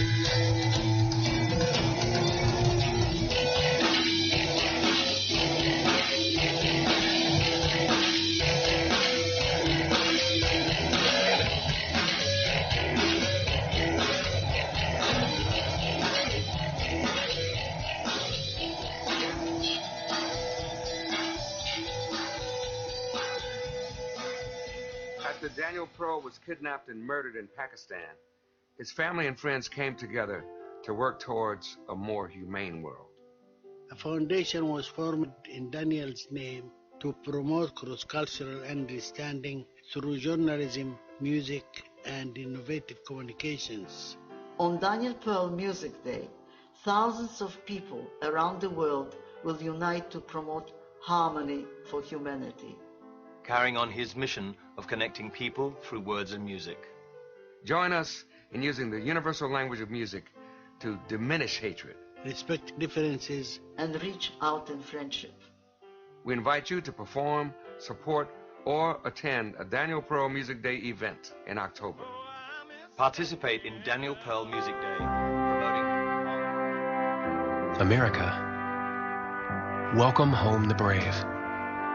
The brave men and women who serve their country are coming home. Home to their cities and towns. Home to their mountains and valleys. Home to their families and friends. home to America. Some of these warriors are coming home with wounds you can see, and some with wounds you can't see, like post-traumatic stress disorder. Wounded Warrior Project was created to provide the support these wounded veterans need to ensure their return to America is well-adjusted and successful. But we need your help to ensure that our mission is a success. Help us honor and empower these wounded warriors. Contact us at findwwp.org. America, welcome home the brave. What is that? Oh, it's my time machine. Does it work? Sure, just hit this button. Whoa, dinosaurs. Cool. Or we can go here. Hey, that's Napoleon. Oui. Or we can go to the future. Wow, hey, you have this nice house. Do I have a nice house? No, you didn't save any money. Always spent it on vacations and stuff. If only there was a way I could go back in time and correct that bad habit. Yep. Okay, the time machine is not real, but the saving thing is. Get in the habit of putting some of your money in savings each week through a 401k, savings account, or financial investments. Put away a few bucks, feel like $1,000,000. For free ideas and easy tips on saving, go to feedthepig.org. That's feedthepig.org. What does this crazy little button do? Wait, no! This message brought to you by the American... Out of control spending. A government that no longer works for the people. Had enough? Then vote for Stone Anthony for president. Replace politicians with a citizen statesman. www.stoneanthony2016.com. In a moment, cancer changed our lives forever. At this moment, St. Jude Children's Research Hospital is saving lives with pioneering research and care. And we'll never have to pay St. Jude for anything, ever. At this moment, she wants to be in her own bed. I want to be back at school with my friends. I want to be outside playing. Please take a moment.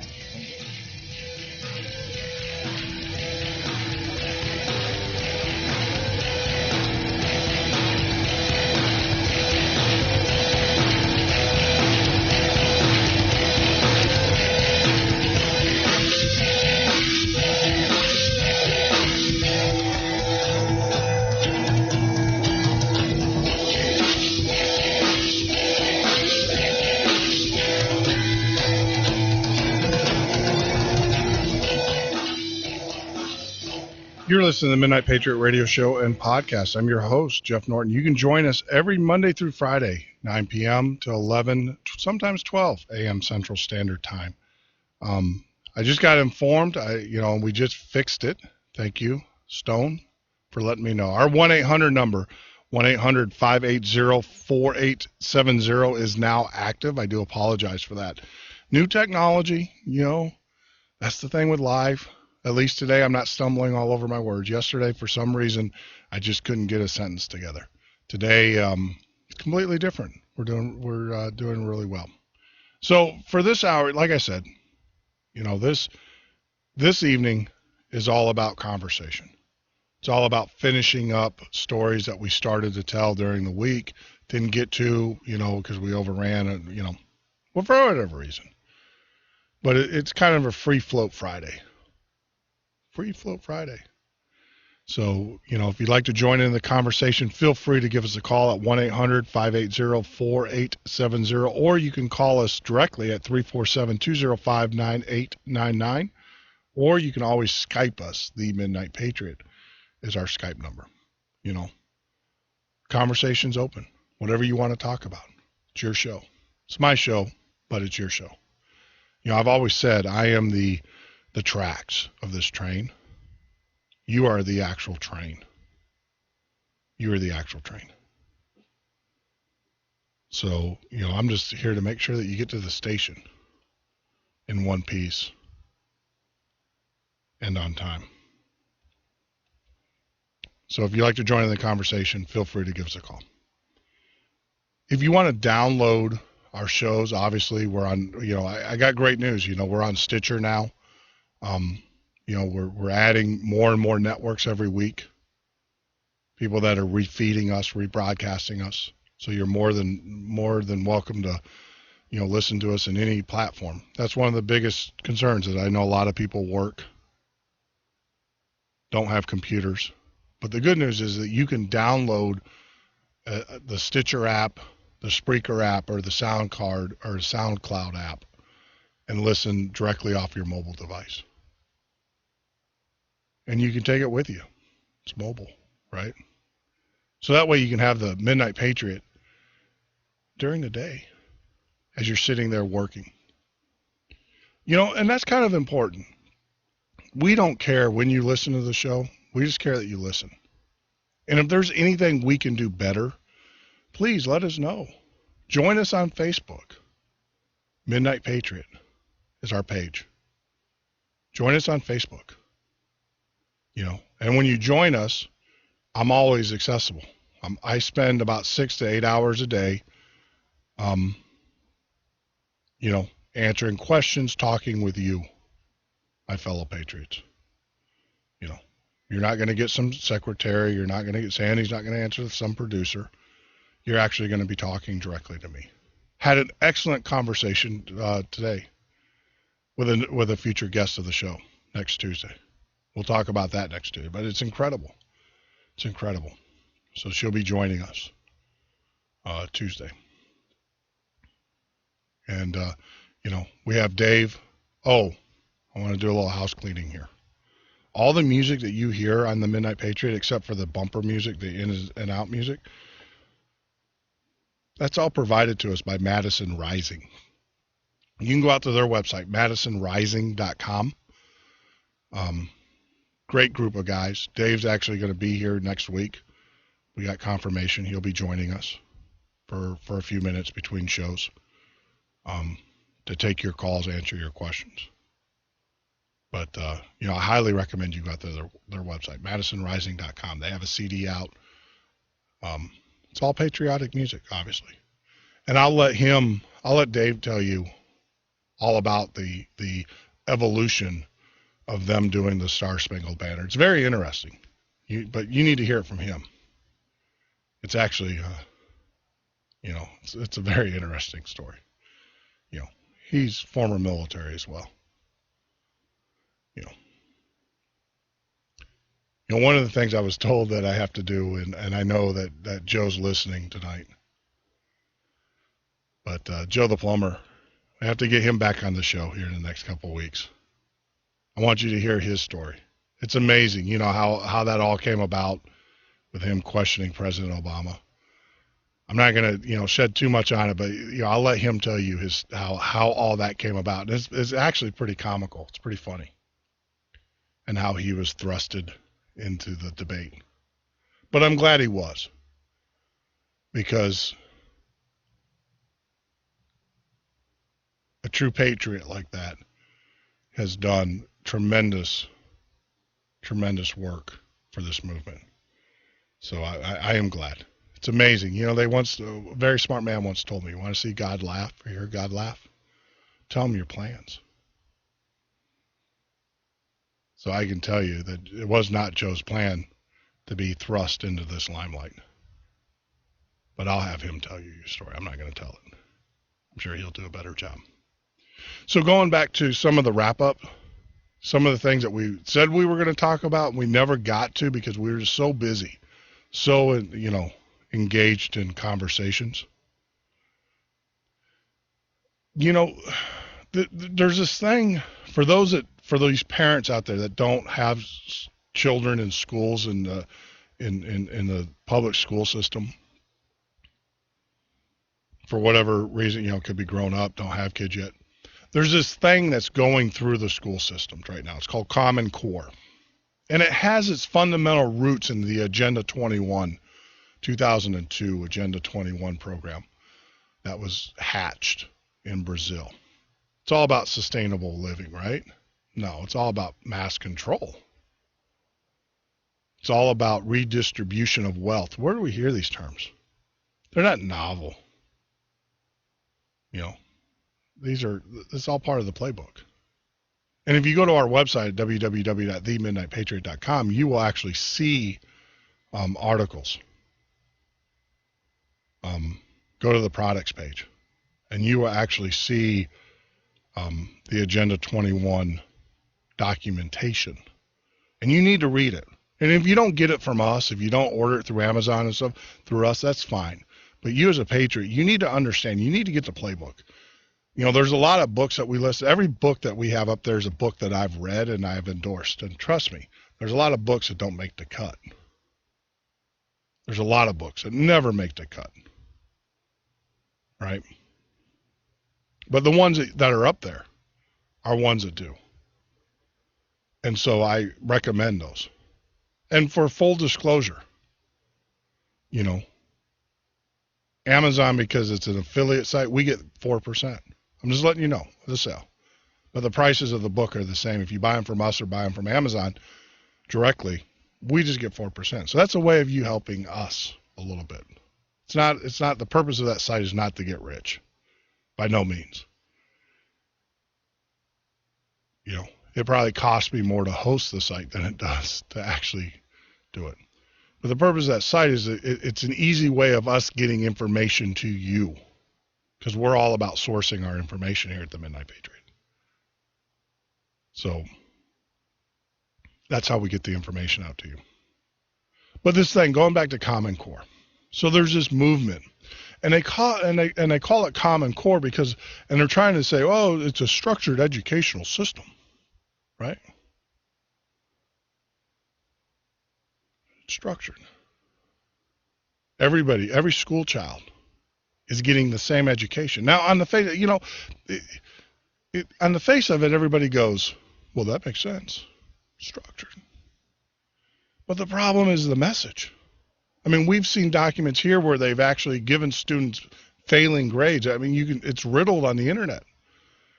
Physical, you can actually see the papers that these students are having to fill out. These papers that these students are having to have their parents fill out, or they're going to fail and get a bad grade. You know, they range all the way from rewriting the Constitution to turning your parents in because they don't believe in the agenda. You know, and it all goes back to, you know, to tell you how sick it's gotten. There was an organization, and they took the ads off because they were so vile. But you can still find them. Do 10 and 10. Google it. YouTube, 10 and 10. 10, I-N, 10. The numerals. It was a push that by the year 2000, this is Al Gore's group. Remember Al Gore? The Inconvenience Lie? You don't remember that movie? But this is Al Gore's group. He's associated with him. 10 and 10 produced a video that basically, it started out with the kids. You got to watch it, but I'm going to give you a little narrative. Kids sitting in the classroom with their teacher. Teachers, you know, being a teacher. What do you got, you know, end of the week or whatever, talking to them. Then she asked them that they need to pledge that they will reduce carbon emissions by 10% by the year 2010. And most of the students agree, but some of them don't. So what does a teacher do? This is vile. And I have to warn you, it's very graphic when you see it. But this is the crap. Try to refrain from using those types of words on the show. But this is the only way I can explain it. This is the crap that they put out there. So the teacher pulls a box with a little red button, you know, the emergency stop button. She hits the button, and guess what happens? The kids' heads blow up. That's the belief system of the movement. Either you go along, or you know, your head blows up. And they go on and they do a couple more videos. They do soccer players, you know, they do, you know, at work. You know, Google it. Go to YouTube. Watch these videos if you haven't seen them. I will warn you, they are graphic. That's Common Core. That's Common Core. Now, obviously, we're not blowing up kids' heads, but we are giving them bad grades, giving them Fs if they refuse to rewrite the Constitution of the United States. if their answers are too conservative or deemed too conservative in nature, if they refuse to recognize homosexuality as a normal lifestyle, they get bad grades. And a lot of people say, well, that's just what you got to understand. Those grades, they obviously follow you. So that's Common Core. And here's just another example. Jewish dad questioned homework assignment. He gets investigated for being a neo-Nazi. That's right. A Jewish father, like all fathers should do, all parents should do, they should question their children's assignment and get involved. It's amazing that the educational system is always saying, well, you should be involved in your children's life. Well, they get involved and then they crucify them. Oh, but don't tell us what to do. We just want you to show up. We just want you to pay all the activity fees. But don't worry about it. Johnny's fine. We'll take care of her. We'll indoctrinate her and him for you. We'll make sure that they're good citizens. This all sounds familiar? I know Jake Danishevsky would agree. He came from that culture, Soviet Russia. Wrote a book about it, great book.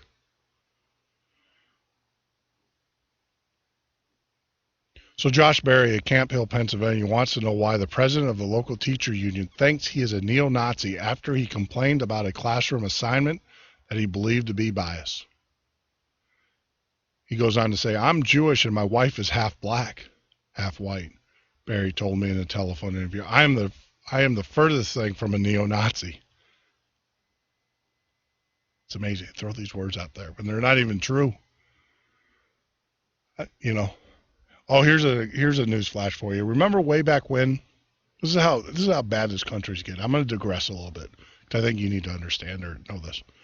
Remember way back when the president was in one of the New England states, and they showed the picture of the gentleman standing at the rally with the AR-15 slung over his shoulder. Remember that? And they said, how dare he? He's a racist. Tea Party's a racist.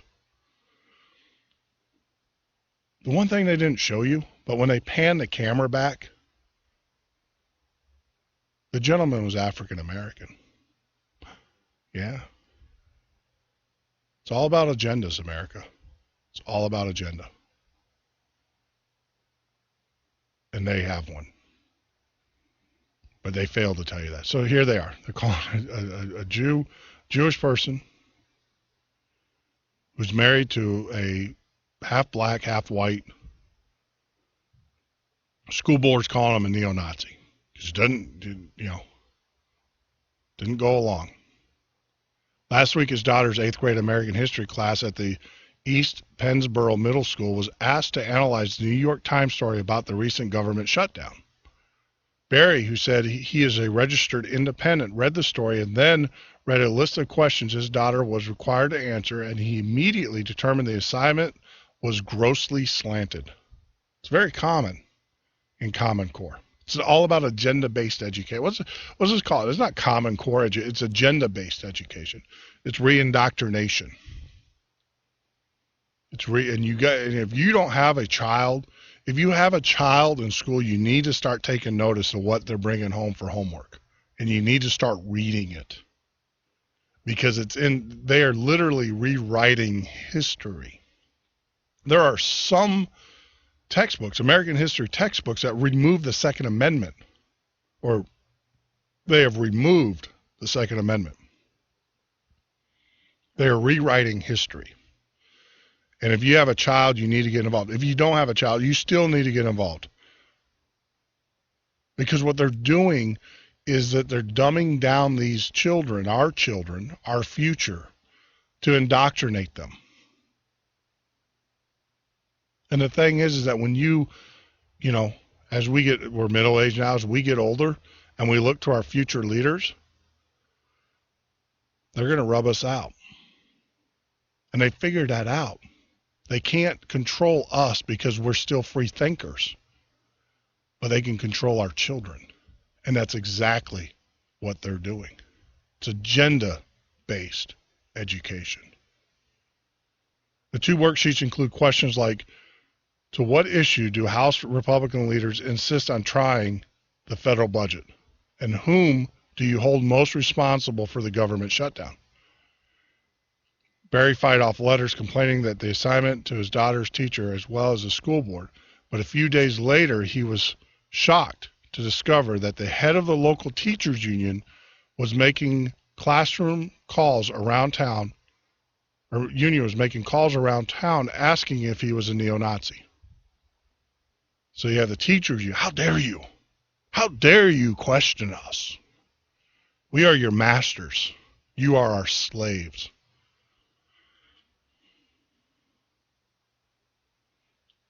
You better start getting control of our education system, of what is going in to your children's brains.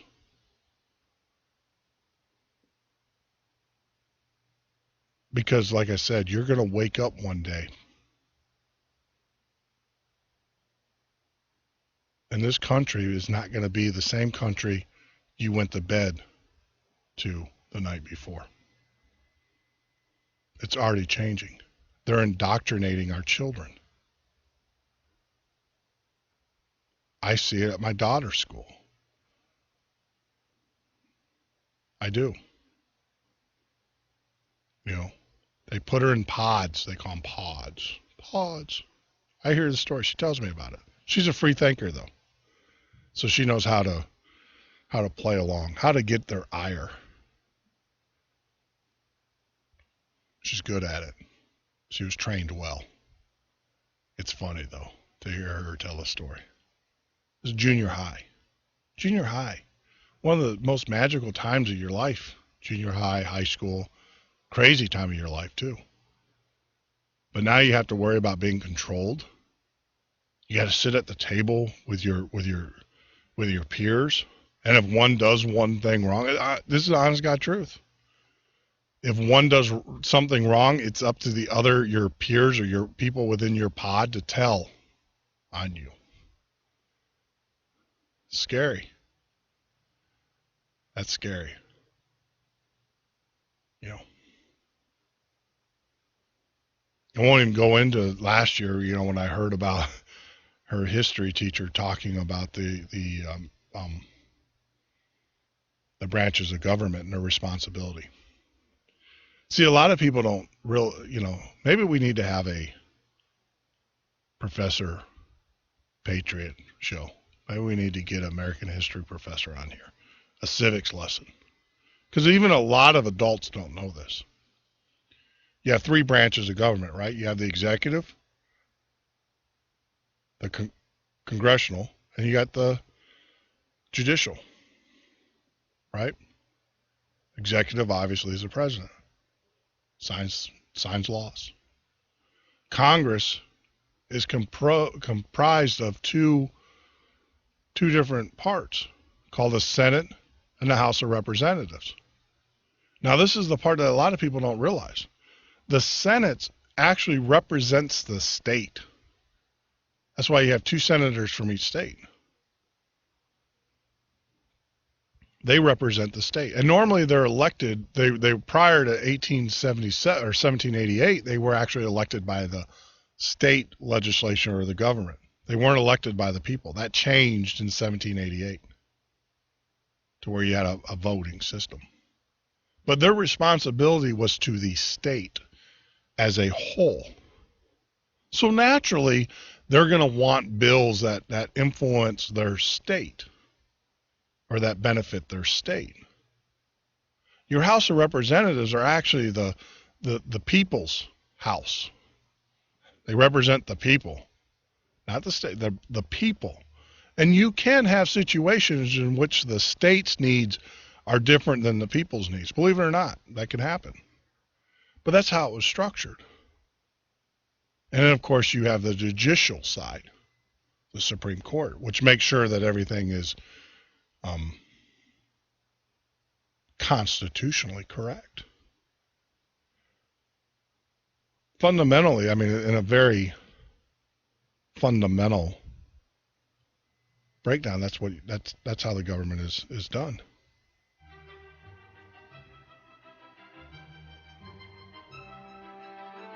So what we'll do is we'll take a quick break. When we get back, we'll kind of wrap up this conversation. Go on to the next. But you're listening to the Midnight Patriot radio show and podcast. We're obviously in the third hour. So, like I said, we'll wrap this conversation up, and then we'll move on to, kind of clean up the things and kind of coasting into the weekend. So you're listening to the Midnight Patriot radio show podcast. If you'd like to join us on the web, go to www.themidnightpatriot.com. If you'd like to give us a call, you can call at 1-800-580-4870. That's 1-800-580-4870. Or you can call us at 347-205-9899. I'm Eric Kipple, 10-year veteran of the NFL. I'm Captain Mark McNeil, 16-year veteran of the Army National Guard. Whether on the playing field or the battlefield, you must be both physically and mentally fit. If you're injured, you owe it to yourself and your teammates to get back to peak performance. It doesn't matter if you've got a broken bone, depression, a traumatic brain injury, PTSD, or another psychological wound. Getting help shows strength, not weakness. To find out more, go to realwarriors.net or call. Out of control spending. A government that no longer works for the people. Had enough? Then vote for Stone Anthony for president. Replace politicians with a citizen statesman. www.stoneanthony2016.com. America, welcome home the brave. The brave men and women who serve their country are coming home.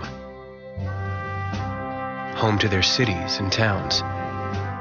Home to their mountains and valleys. Home to their families and friends. Home to America. Some of these warriors are coming home with wounds you can see, and some with wounds you can't see, like post-traumatic stress disorder. Wounded Warrior Project was created to provide the support these wounded veterans need to ensure their return to America is well-adjusted and successful. But we need your help to ensure that our mission is a success. Help us honor and empower these wounded warriors.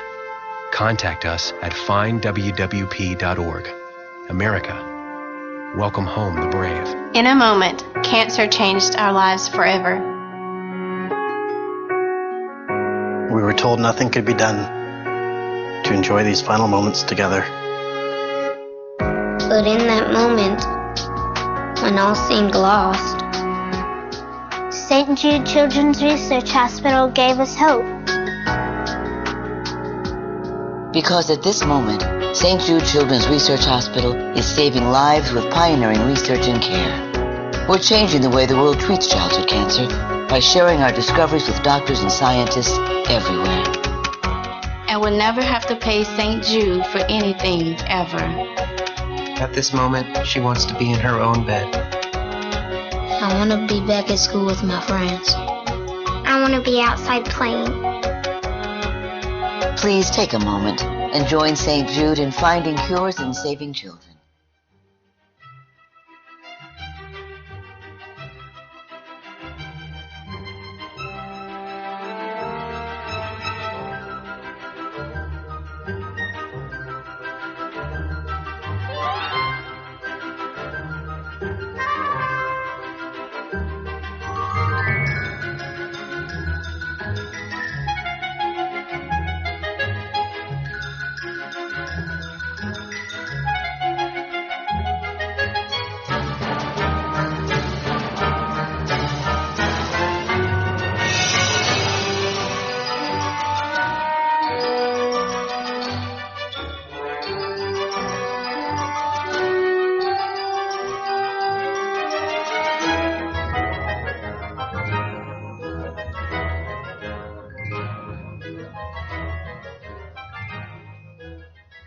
You're listening to the Midnight Patriot radio show and podcast. I'm your host, Jeff Norton. You can join us here every Monday through Friday, 9 p.m. to 11, sometimes 12. Looks like we're going to go in the third hour here on Friday night. We still got some house cleaning to do before we head into the weekend. You can also join us on the web at www.themidnightpatriot.com. Now, this actually just came across. I wish I would have had it when in our first hour when we talked with Joe, Can You Hear Me Now, Butner. I'm sure he knew this, but this was actually just sent over to me. Feds spend over $29 million on RX drugs for 4,100 illegal aliens. It's roughly $7,000 each. 29 million. 29 million. Center for Medicare and Medicaid Services, CMS, spent almost $29 million to cover Medicare Part D prescription drugs for roughly 4,100 individuals unlawfully present in the United States. So yeah, there is a cost. There is a cost. So that just came in. So going back to the Agenda 21 in the Common Core, you got to get hold of what's going in your children's heads. Put down the TV, stop watching Dancing with the Stars, sit down with them and do the homework with them. Because if you don't do it, the school Common Core agenda-based programs are going to do it for you. And if you want to wonder why your children are rebellious against you and have all of these discipline problems, well, when they're constantly told that their parents are destroying society, when they're constantly told that you're the enemy, mom and dad, when they're constantly told that your family values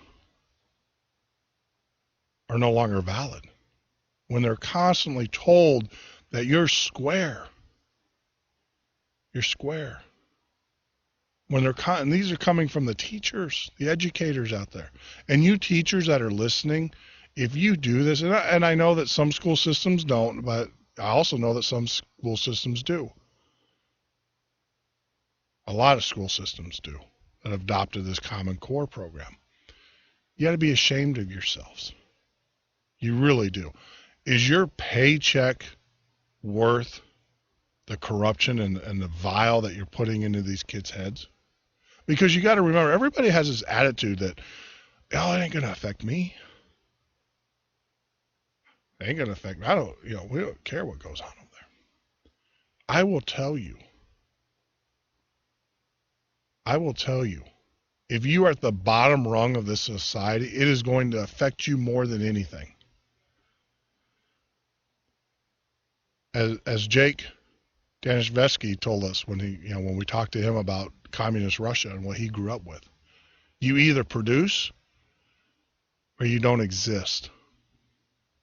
So all of you individuals out there who are milking this country, when it does turn communist or socialistic nature,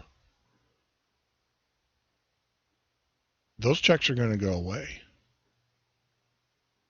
They're already talking about it. And if you're going to, be up in arms over $36, wait till you don't even get the check. It's slavery. It's economic slavery. But when you like I said, you teachers who are teaching and putting this up, you ask yourself, why I got to have a check? I got to work. I'm in debt. School that should have cost me $20,000 cost me $120,000 because the government funded student loan program. Yeah, there's a correlation behind that. Tuition went up in universities not because of cost of living, it's because of the government, because there was free money given to students. And so, of course, universities, being the businesses that they are, could jack the rates up. If you had a university that didn't offer any kind of loans, you will find that their tuition is actually lower and realistic in nature. But once the government gets involved and gives out these free handouts, that's basically what it is, with the thing that will pay you back later. And the promise. Tuition goes up. So it affects everybody. If you're going to a university and it's too expensive for you, you might want to look at a university that doesn't accept government assistance. You might find that it might be cheaper. You might find you get a better education because you're not indoctrinated. Because they have to propel the perpetual lie. Propel the perpetual lie. Say that fast a couple times. But you teachers, if you are literally teaching this, you ought to be ashamed of yourself. You're a sellout. You sold out. Hey, if that's how you want to live your life, okay. But I will tell you, the minute you wake up and realize what you've done, it's going to be too late. It's going to be too late. So that's all. Common Core. Get educated on it, America. I keep on promising that we will have a Common Core week where we'll just talk about Common Core. We'll talk about the Agenda 21. It's scary stuff. We're seeing it now. We're seeing takeovers of our national parks. We're seeing massive land grabs. Massive land grabs by this administration. 13 million acres taken over. And it's all based on Agenda 21. You need to educate yourself.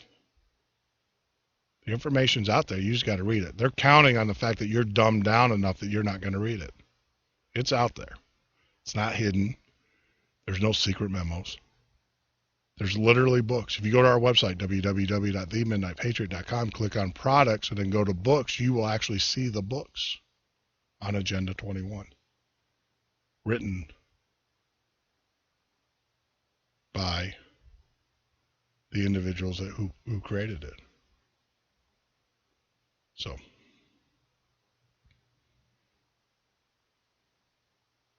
but let's change some things up. Have you guys not noticed recently when the president is speaking? And I just actually started to give notice to this. Typically, when presidents of the United States they're speaking at the Oval Office or whatever, there's usually flags behind them. Now, this shouldn't be a shocker. To be honest with you, this shouldn't be a shocker. You are talking about the president who originally, when he was running for office, did not wear a flag lapel pin, nor did he put his hand over her heart in some instances when they were doing the Pledge of Allegiance. So this shouldn't be too much of a shocker, but it's starting to become more and more prolific. So when the president is speaking again, just kind of take notice to see if there's any flags around him or behind him. You'll find that there tend to be somewhat absent. Now the teleprompters are many. Maybe we ought to just put a flag there. At least he can act patriotic. Maybe. Oh, here's the pot calling the kettle black article. Russia, the once bastion of communism.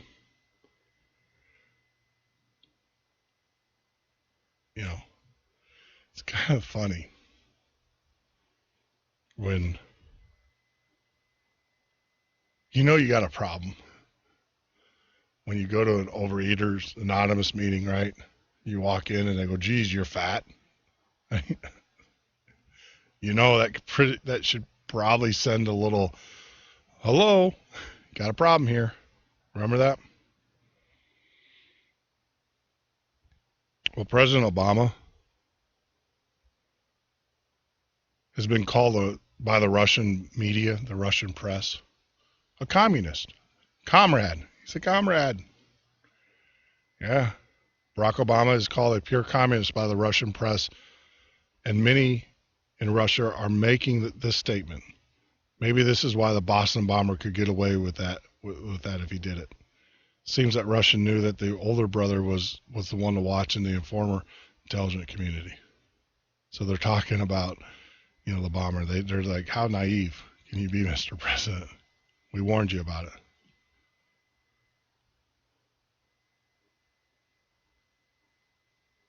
They go on to say, here's another example. Putin, in 2009 outlined his strategy for economic success. Alas, poor Obama did opposite, nevertheless was reelected. Bye-bye, Miss American Pie.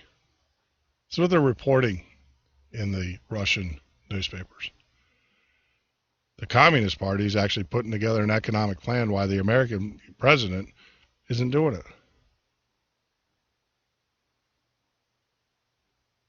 The communists have won in America with Obama, but failed miserably in Russia with Zykov, who only received 70% of the vote. Vladimir Putin was reelected as president, keeping the NWO order out of Russia, while American continues to repeat the Soviet mistakes. You know, Russia actually has indictments against George Soros.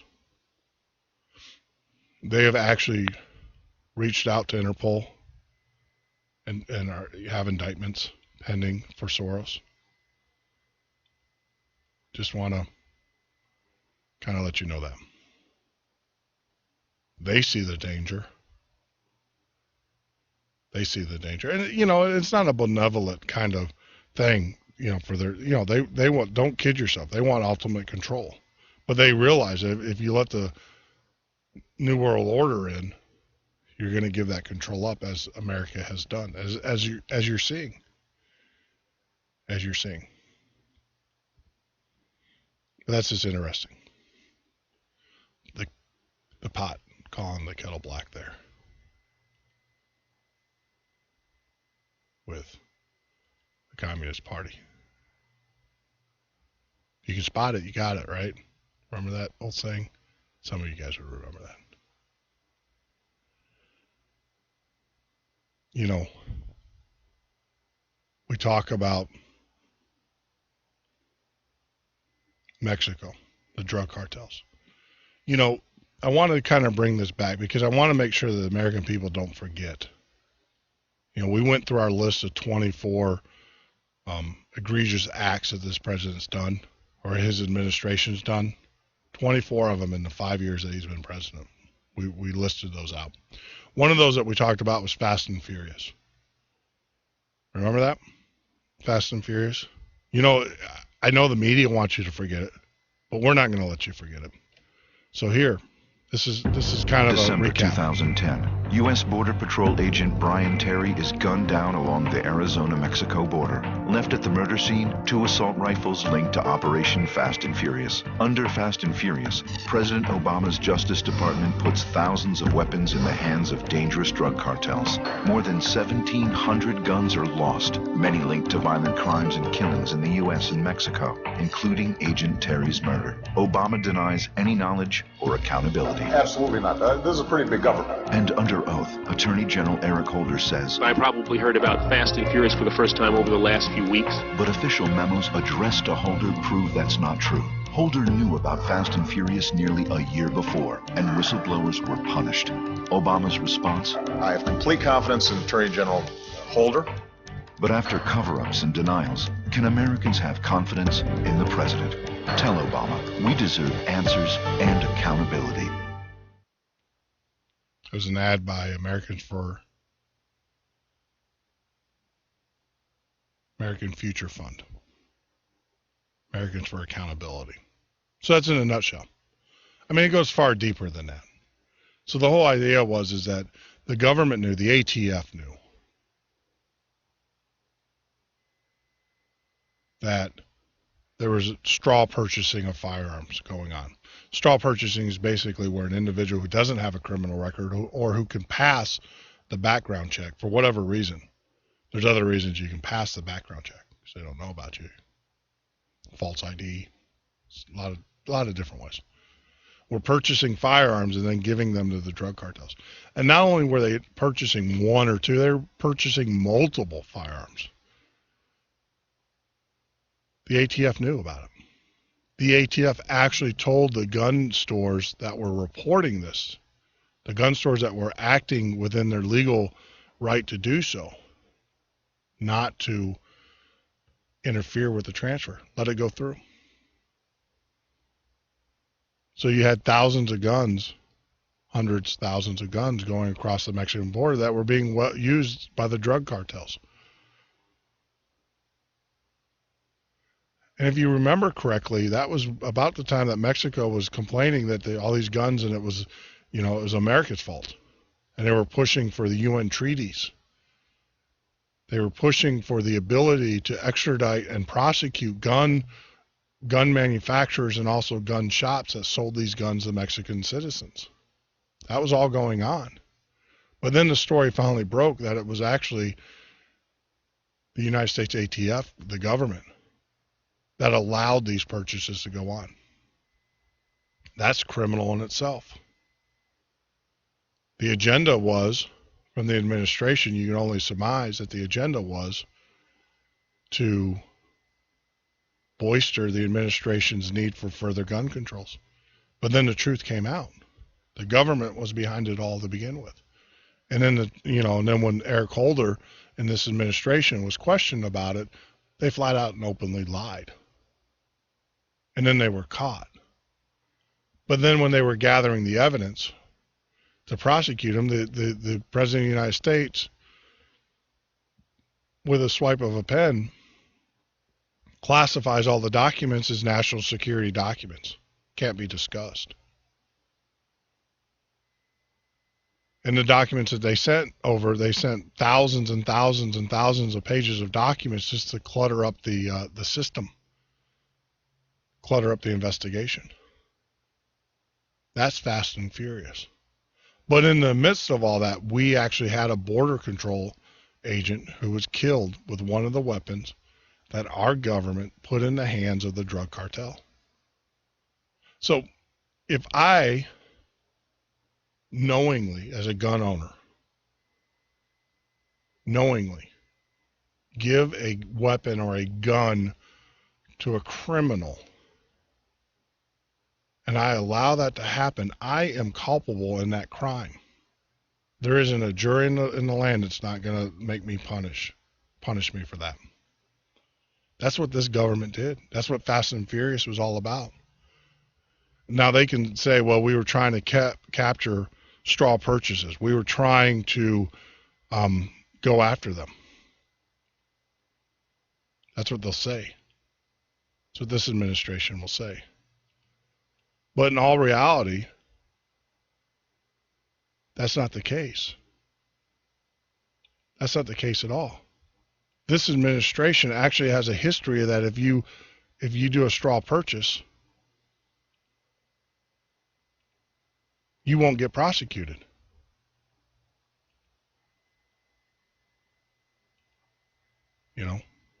Here's the video. We have it right here. Thank you, Madam Chairman. Mr. Jones, thank you for being here. Senator Ted Cruz. You are a currently sitting United States Attorney. You previously served as Chairman of the Attorney General's Advisory Committee. You're the Acting Director of ATF. You are perhaps uniquely situated to discuss the Obama administration's priorities and record concerning gun prosecution. So I'd like to ask you a question. Is it a priority for the Obama Justice Department to prosecute felons and fugitives who attempt to illegally purchase firearms?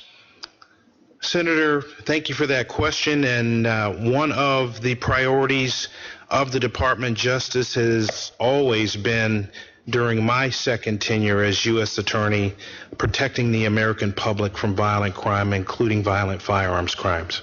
Is that a yes? That's a yes. Would you describe it as a high priority? It is one of the major priorities. So a major priority. Yes. I guess then I would ask you to reconcile that comment that it's a high priority with the data. And in particular, in 2010, out of 48,321 felons and fugitives who attempted to illegally purchase firearms, the Department of Justice prosecuted only 44 of them. 44 out of over 48,000. And at least for me, I have difficulty reconciling those hard facts with the assertion you have made that it is a high priority of the Obama Justice Department to prosecute felons and fugitives who try to illegally purchase firearms. There you go. This administration, this lawless administration, has a policy in place of not prosecuting individuals who break the law and try to purchase or possess firearms illegally. You heard it right there. Right there. Out of all the individuals that try to do it, that they have the records, they have the driver's license, they have all that, they only went 40 plus. That's it. Individuals out of the thousands. This administration has no desire to prosecute gun crime. None. They can tell you otherwise. The reason why they have no desire to prosecute it because it doesn't fit their agenda. They want the gun crime, so that they can use that and they can put fear and instill fear in the American people, and thus get them to go along with a gun confiscation. Because the last part of this whole Agenda 21 and this massive takeover of this country is they got to disarm us. The 300 million firearms or 80 million firearms out there, whatever the number is. I'm sure someone will correct me. They got to disarm us because they know an armed society is a protected society. They can't get complete control. They can try, but they can never do it. So, but you heard it right there. This administration has no desire to prosecute. It'd be a slam dunk. It'd be very easy to prosecute. So you're listening to the Midnight Patriot radio show and podcast. Join us on the web at www.themidnightpatriot.com. We're going to get back. We're going to wrap up the week. Go into the weekend. I got a recording for you that we play every weekend for all you new listeners. So hang around for that. Of course, we have our weekend message as you go into the weekend with your friends and family. And, we'll just kind of wrap things up here at the Midnight Patriot. If you want to join us, this is your opportunity. You can give us a call, 1-800-580-4870. That's 1-800-580-4870. Or give us a call on Skype. The Midnight Patriot is our Skype name.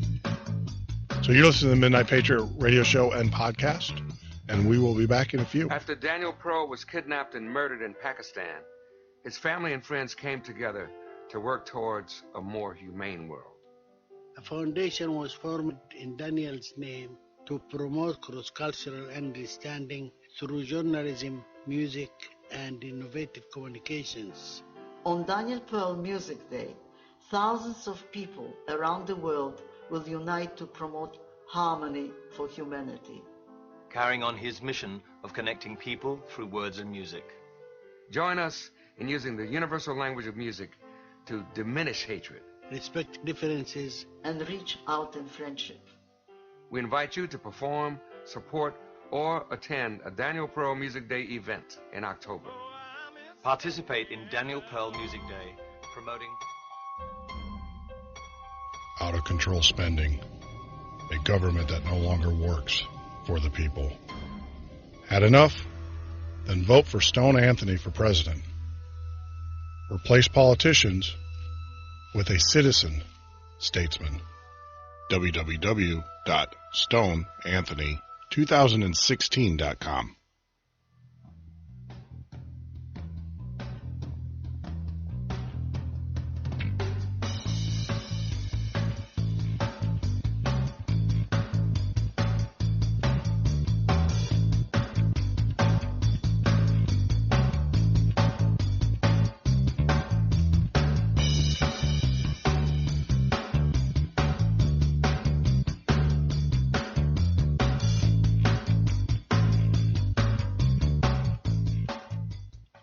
You're listening to the Midnight Patriot radio show and podcast. I'm your host, Jeff Norton. You can join us on the web every Monday through Friday, 9 till sometimes midnight, 12 a.m. Central Standard Time. Always on the web at www.themidnightpatriot. Like us on Facebook, follow us on Twitter, get all the latest news and updates of the show. We promise you we will not pepper you with Q kittens, as much as we like them. Everything that we put out there is related to the show.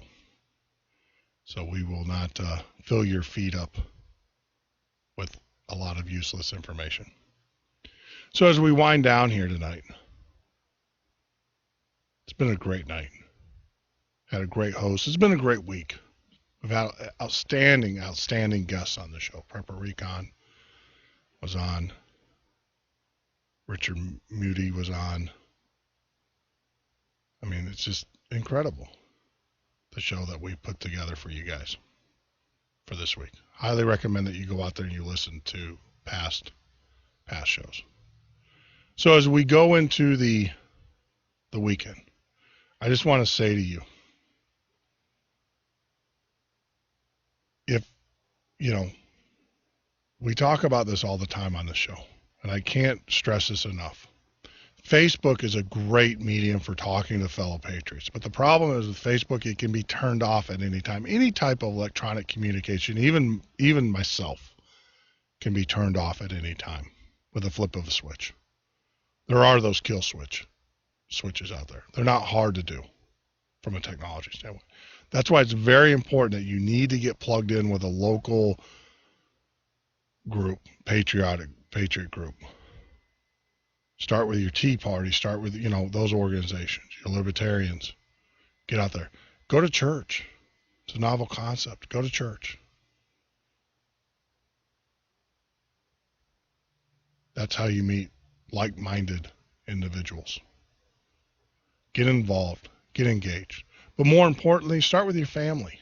If there's a loved one or a family member you haven't talked to in a long time, reach out to them. Settle your differences. Let them know that you're there. Do that. I did last week. Forgot to report to her. I did last week. It was very good to hear her voice. Made me happy. Small step. Starts with a small conversation, ends into a text, and who knows? Maybe we can rebuild those bridges that were once lost. So to all three of my girls. Yeah, there's three. Jackie, you're in there too. I just want to say I love you. Can't wait to see you for the holidays. And I look forward to spending many more with you. All three of you.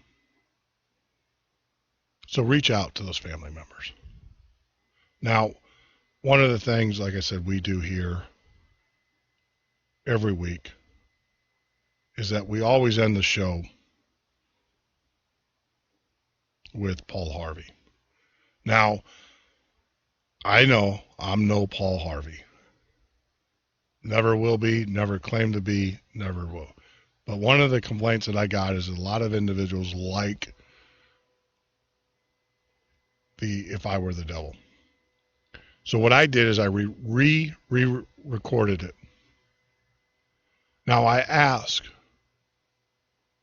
that, because of copyright reasons and stuff, that you don't redistribute this. This is for our show. Right?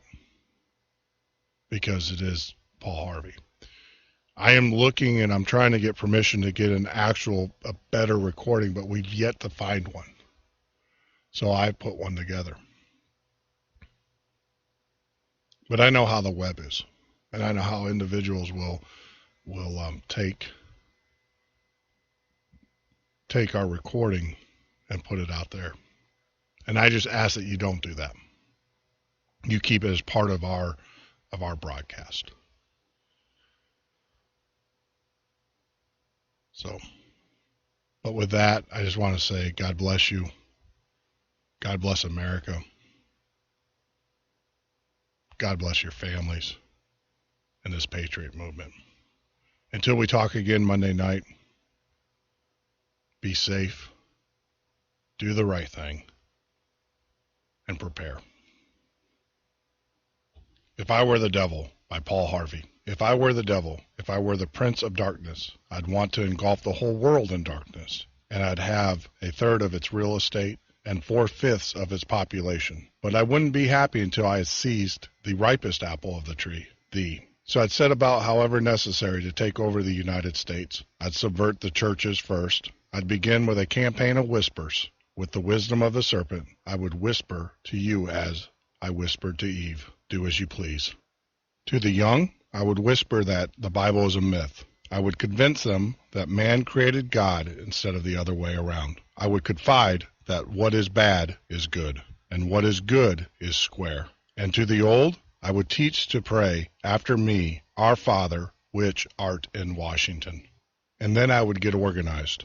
I would educate authors in how to make lurid literature exciting, so that anything else would appear dull and uninteresting. I would threaten TV with dirtier movies, and vice versa. I would peddle narcotics to whom I could. I would sell alcohol to the ladies and gentlemen of distinction. I would tranquilize the rest with pills. If I were the devil, I'd soon have families at war with themselves, churches at war with themselves, and nations at war with themselves, until each in its turn was consumed, and with the promise of higher ratings, I'd have memorizing media fanning the flames. If I were the devil, I would encourage schools to refine young intellects by neglecting to discipline emotions. Just let those run wild until before you knew it, you would have to have drug-sniffing dogs and metal detectors at every schoolhouse door. Within a decade, I'd have prisons overflowing. I would have judges promoting pornography. Soon, I could evict God from the courthouse, then from the schoolhouse, and then from the houses of Congress. And in his own churches, I would substitute psychology for religion and defy science. I would lure priests and pastors into misusing boys and girls and church money. If I were the devil, I'd make the symbol of Easter an egg and the symbol of Christmas a bottle. If I were the devil, I'd take from those who have and give to those who want it until I killed all incentive of the ambitious. And what do you bet? I couldn't get those whole states to promote gambling as the way to get rich. I would caution against extremes in hard work, in patriotism, and moral conduct. I would convince the young that marriage is old-fashioned, that swinging is more fun, that what you see on TV is the way to be, and thus I could undress you in public, and I could lure you into bed with diseases for which there is no cure. In other words, if I were the devil, I'd just keep right on doing what he's doing.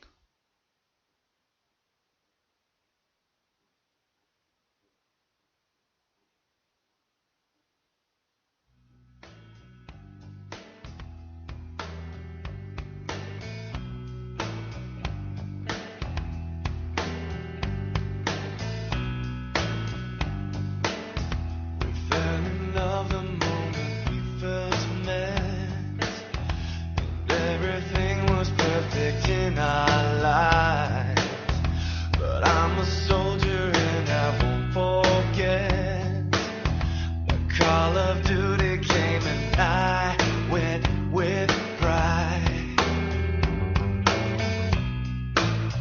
I found myself overseas, just protecting the dreams that we had. And there's nothing more important than giving all I have to give. I'm fighting for the things that I believe. It's time to go, my country's calling me. And I go walking through the door, leaving with my head high. Set my country through this war. I'll come back with pride. When I got home after my tour was through, I couldn't wait to take her as my wife. I asked her father if he would approve, and he said, son, give her a happy life. I found myself overjoyed. She told